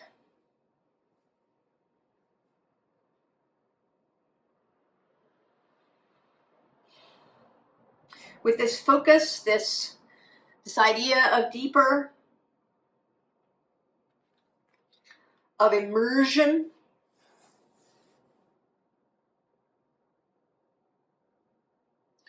of, even though there is reunion, there's also, with this solitariness, an energy of removing yourself. And this reunion really feels like a spiritual reunion. That there is a renewal of faith that is happening here. A reinvigoration of finding something new,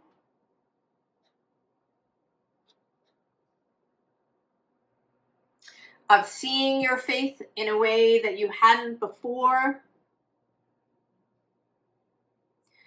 You know, maybe getting past buzzwords or keywords or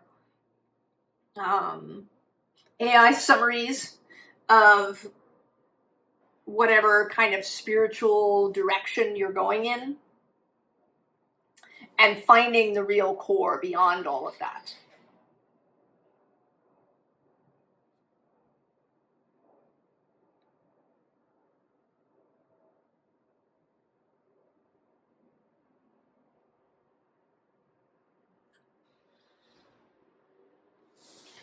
You want a different deck too.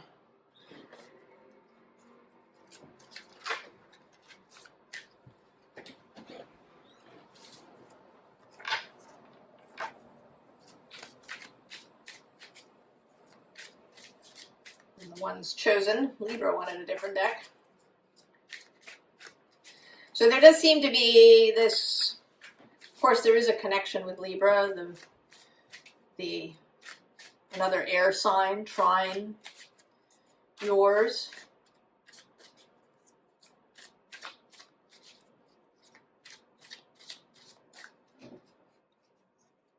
But there's something extra too. You might want to watch the Libra reading, maybe.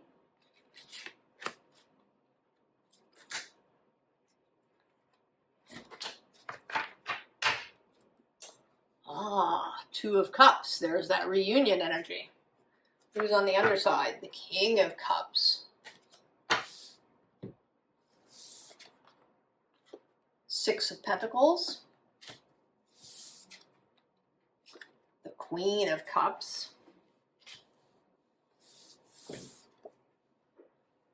The Nine of Swords.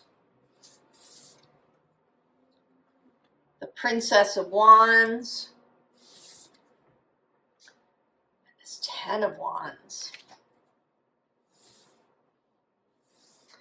Yeah, there is something here about revelation. There is this reunion. Right below that is this Four of Cups. This internal thing happening. We also have the Prince of Cups. So we've had almost all the court cards of Cups. The King on the bottom. And here he is, you know, he is here alone. But he seems just introspective. Sometimes he looks a little sad to me, but not today. Today he just looks introspective.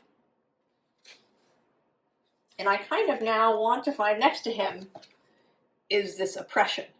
But he's turned his back to that. And I'm kind of wanting to see where, there she is. The Princess of Cups sits between the Queen of Swords, Libra, and the Seven of Cups, lots of choices. Oh. So, discernment. If you've gone on some kind of, you know, this card came out in the Gemini reading over here. If you've been on some kind of spiritual journey, trying out lots of different things.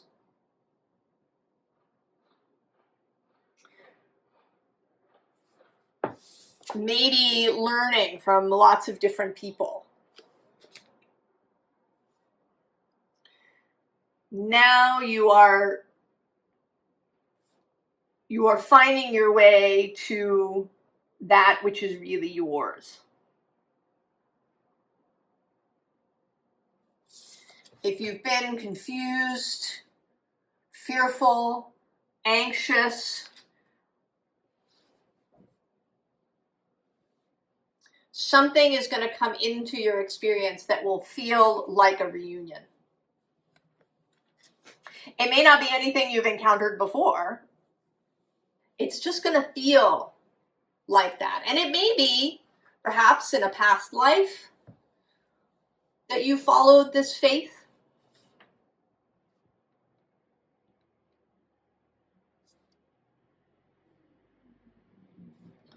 But it's, you know, it's like recognition. You know, I have this wand, and it's actually looking kind of like I have always had it, and I just didn't know. And that takes me all the way to this sunrise.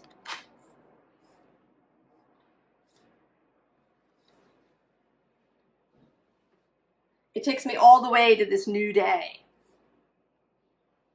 to this new understanding.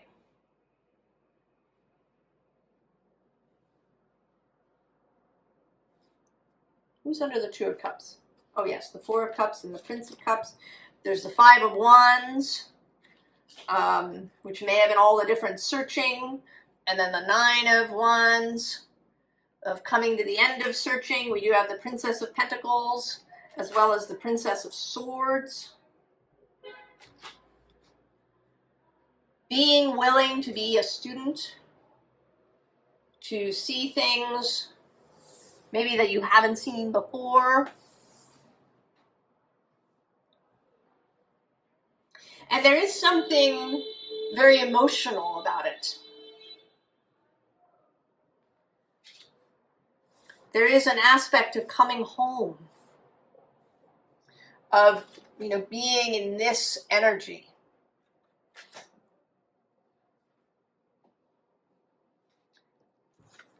Deeper than before. And it may be because that you're finding this place because you're allowing yourself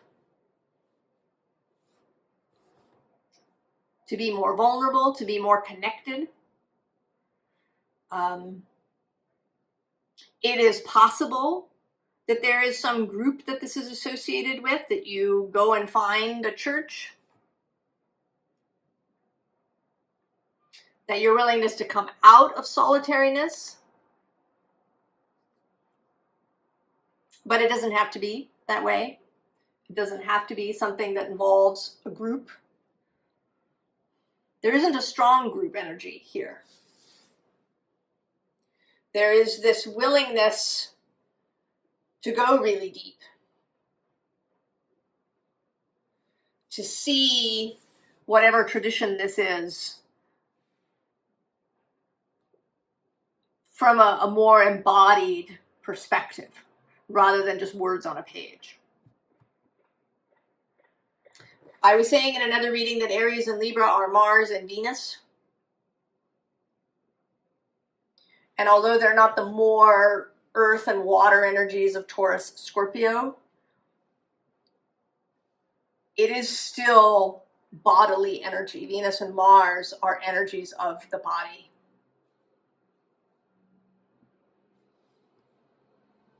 And there is, I think, a return here to our relationship with our physical bodies. And that may be part of it for you. Oh, Aquarius. Intriguing.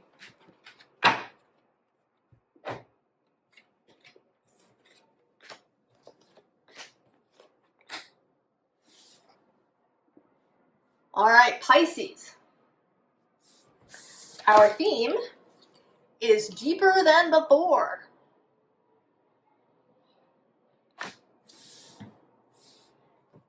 Deeper than before.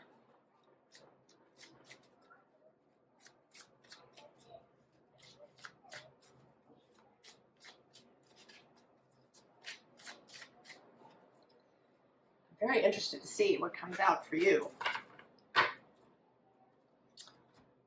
Touch the sky.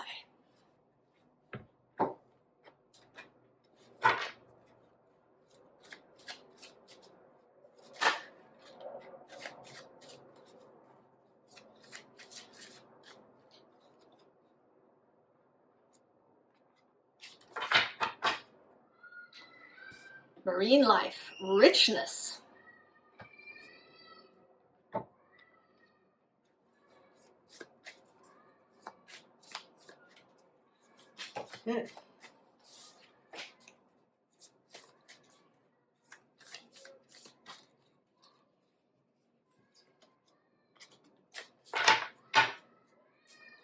Rapture for, I think, the 4th time. There is definitely sensuality, relationships, of course, relationships with people, becoming more intimate, the animal body, coming back to society, coming back to intimacy, has been flowing through the readings. Faith. This was in the Aquarius reading, but over here. Miss Sunshine. The sun has also been in most of the readings. The equator, to make equal. Healing is happening. You're not broken. Trust the process. It's safe to soften. Gratitude. Okay. Well, there is definitely something here about connection. We have this arrangement.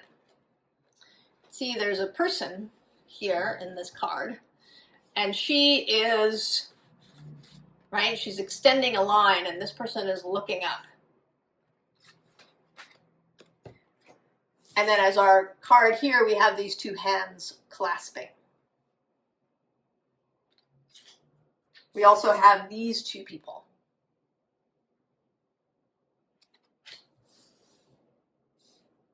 We have rapture.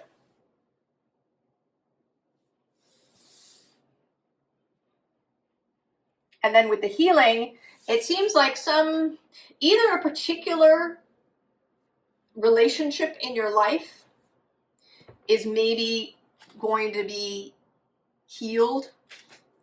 If you've been separated from somebody, maybe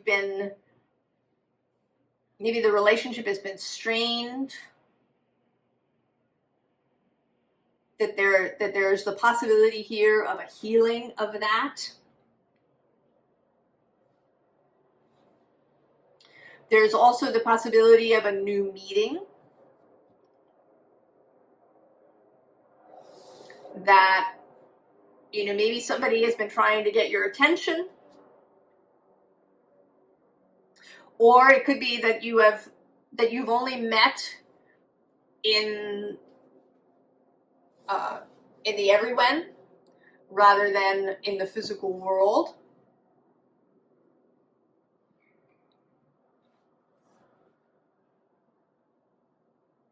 That there's some kind of meeting that's going to happen.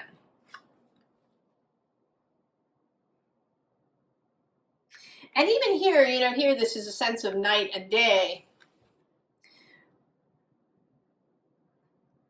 The idea that night and day are going to meet in some way. That opposites or things that were seen as opposite or too far away. She's up in the sky and she's down in the water. How could they connect? the two things that previously could not connect are connecting.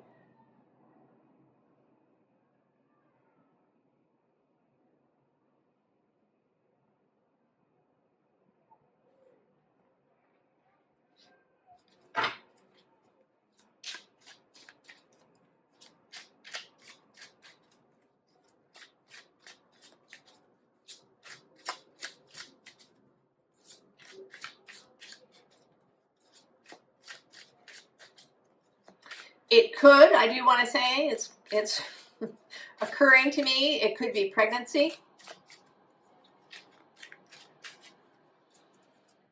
That this connection is a conception happening.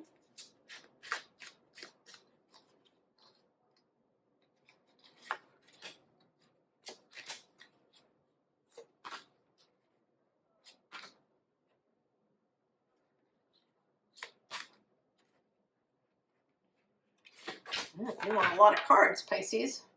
Oh, there you are. The Knight of Cups. Who's underneath? The Page of Swords. The call coming in.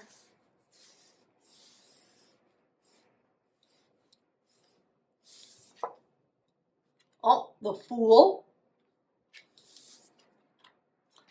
The King of Wands.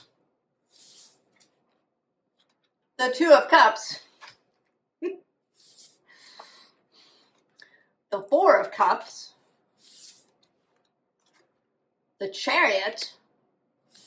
And the Page of Pentacles. Well, who's under the Knight of Cups? Oh, the Ace of Pentacles. And the Knight of Swords. Well, how this seems to me is that you're off doing whatever you're doing. You know, living your marine life down here, Pisces. And then this King of Wands shows up.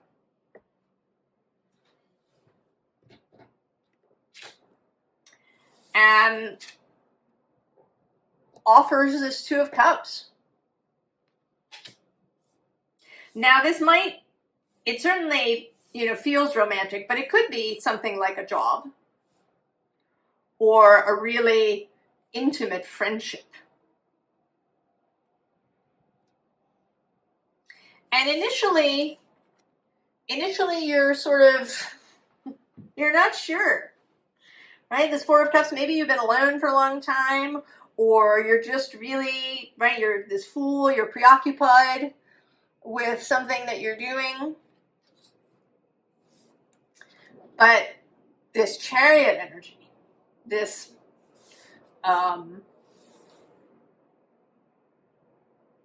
you know, I kind of see this as the same character, is really cannot be ignored. And then it seems like you get intrigued. You get intrigued by this new possibility.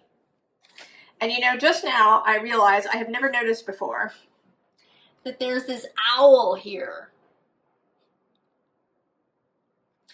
And I want to say that there's some aspect of you, maybe it's in fact this Page of Swords that's here on the bottom, that is aware. Your intuition, your soul self, your subconscious, your heart, that's listening. Who's next to the Page of Swords? Oh, it's the Tower.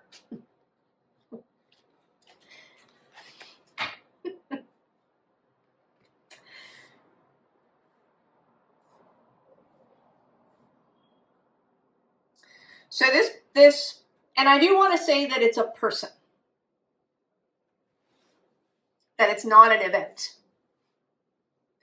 If there is some sort of big event, it is driven by a person. This may or may not be romantic, but there is a person, they are inspired, they are visionary, they are I want to say they're fun, they're lively, they may be romantic if that's what it is. You know, they're coming into your space.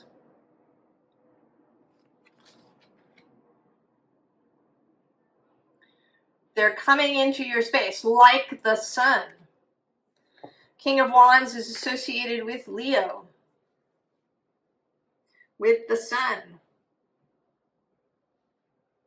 They have a kind of Leo thing, and Leo is square Pisces. So that's a challenge.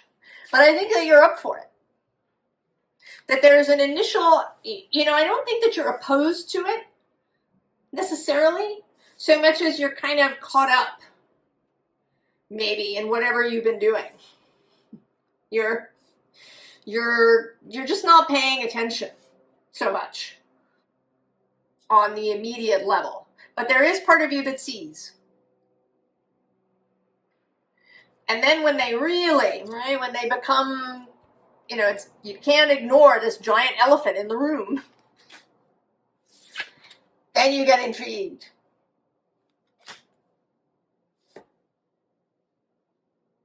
Well, and then I need to know more. You gave me 6 cards, and now I want another one to know what happens next.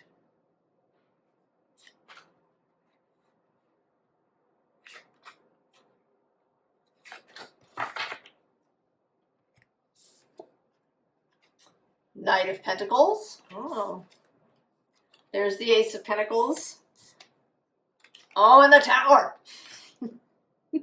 Well, that's what I get for asking. So, there's a kind of buildup. I think you go from this page rather rapidly to this Knight. So you're intrigued, and then you're just all in. You're all in. And that brings the new Pentacle, the whole new reality, as well as this Tower. But I think you're excited about it. I think you know there's going to be a Tower. And I think you are all in for whatever this is. If it's a romance, if it is a pregnancy, a child showing up, becoming pregnant when you didn't intend it. I know that's a little scary. I don't want to panic anybody. But I'm going to throw it out there that, or maybe it's somebody, not that you get pregnant when you don't mean to, but that somebody proposes, says to you, let's have a kid. And initially you're like, well, I was, all up in this career. But, oh, let's do it. Let's have a kid. Well, maybe that might be really interesting. Let's do it. I'm all in. Let's get pregnant. Or let's build a business. Or let's get married. Let's move across the country. Let's start a business. It's going to turn everything upside down, but in the best way. In the best way. You are taking this hand that is being extended to you. This may, of course, be somebody that you know who is coming up with a new idea, but it may also be somebody who just enters your life. Somebody who has been connected to you through the ethers. Somebody that your souls have been conversing. Maybe you even had a plan to meet at this moment when all of the things were lined up together. Pisces. And you are all in. Oh, that is exciting, Pisces. Very exciting.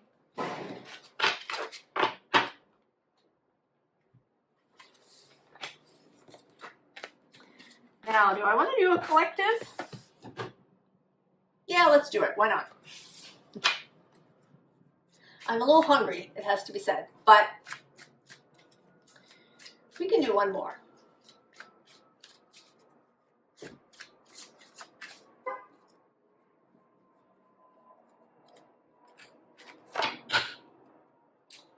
Moon Dance Collective.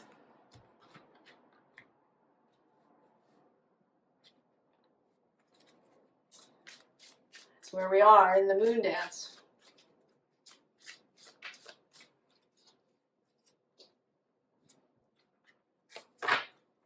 Oh, the equator came out in Pisces. Put over here.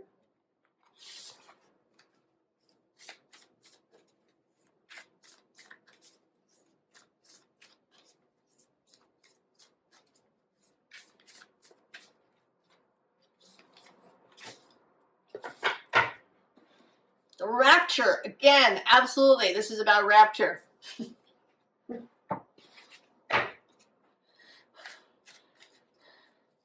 Embracing the rapture.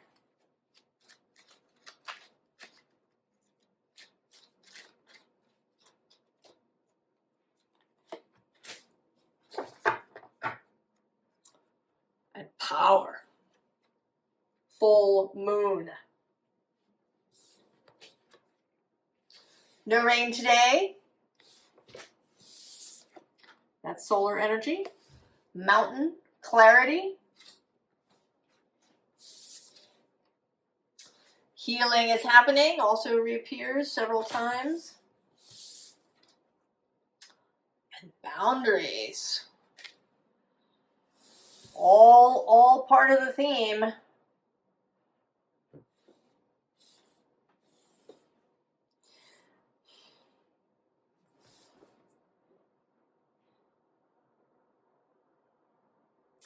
It just seems like a return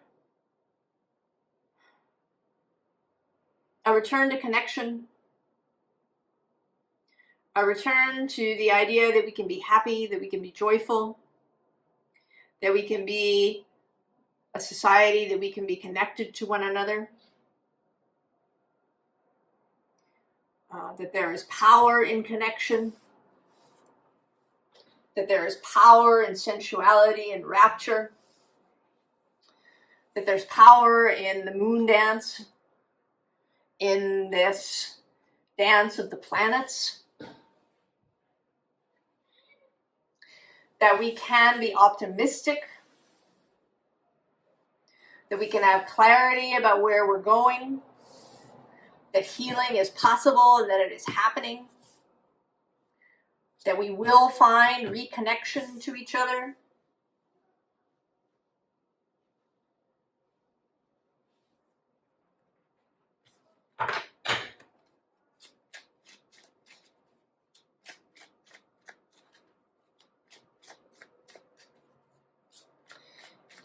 It's a really hopeful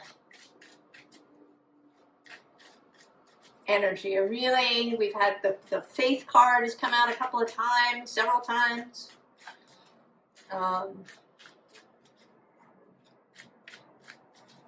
This card of healing has come out, this card of rapture. Going deeper than before.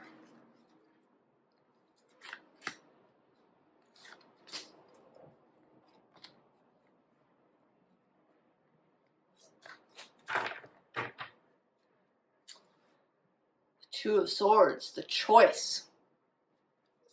On the underside, the Ten of Pentacles.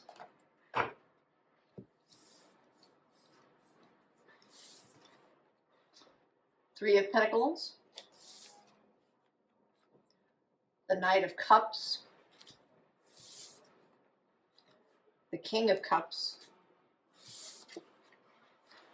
The Five of Cups. And the Five of Pentacles. So there's a choice here. We have the choice. We have the choice to connect, to work together, to share love, communicate love.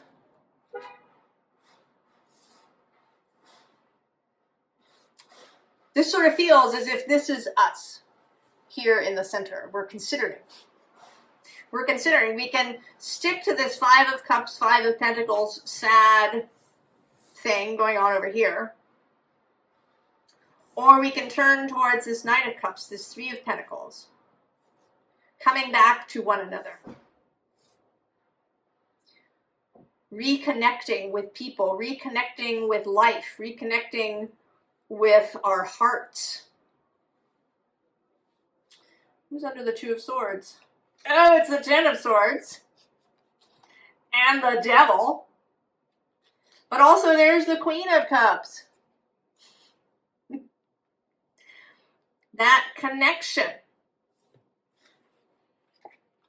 And we have to move beyond this Ten of Swords and the Devil to reach her.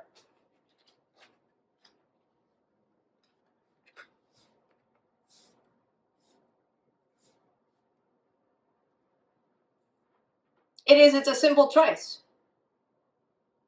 To remain in disappointment, in grief, in disconnection. In anger, in judgment. In feelings of revenge, or feelings of helplessness, or feelings of victimhood. Or we can move out of that. And so, if we choose over here,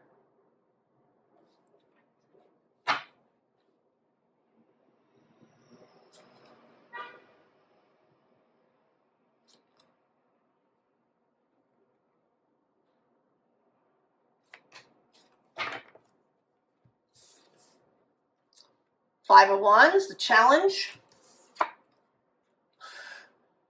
Justice, and the Ace of Cups.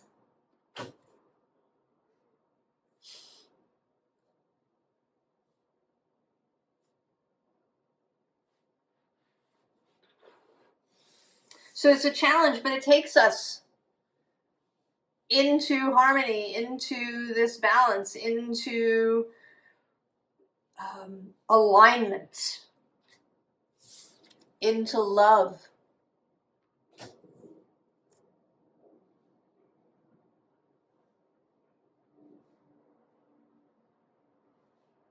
That is the choice that we are being offered. And it's always a choice. The energies always offer, they're just energies, and we choose how we respond.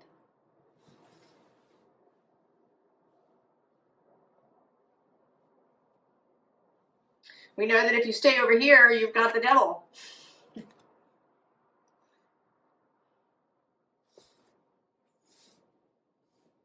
Servitude to something that you're not in alignment with. Servitude to the forces of division and suffering.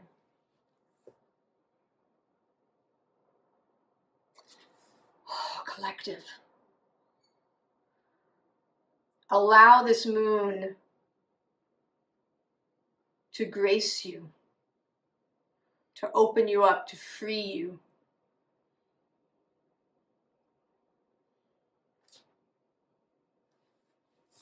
I wish you all the very, very best.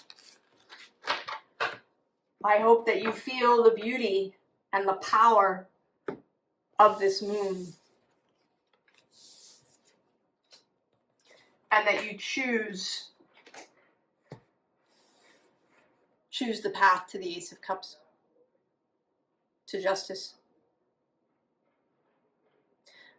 I wish you the very, very best, and I will see you next time. So long.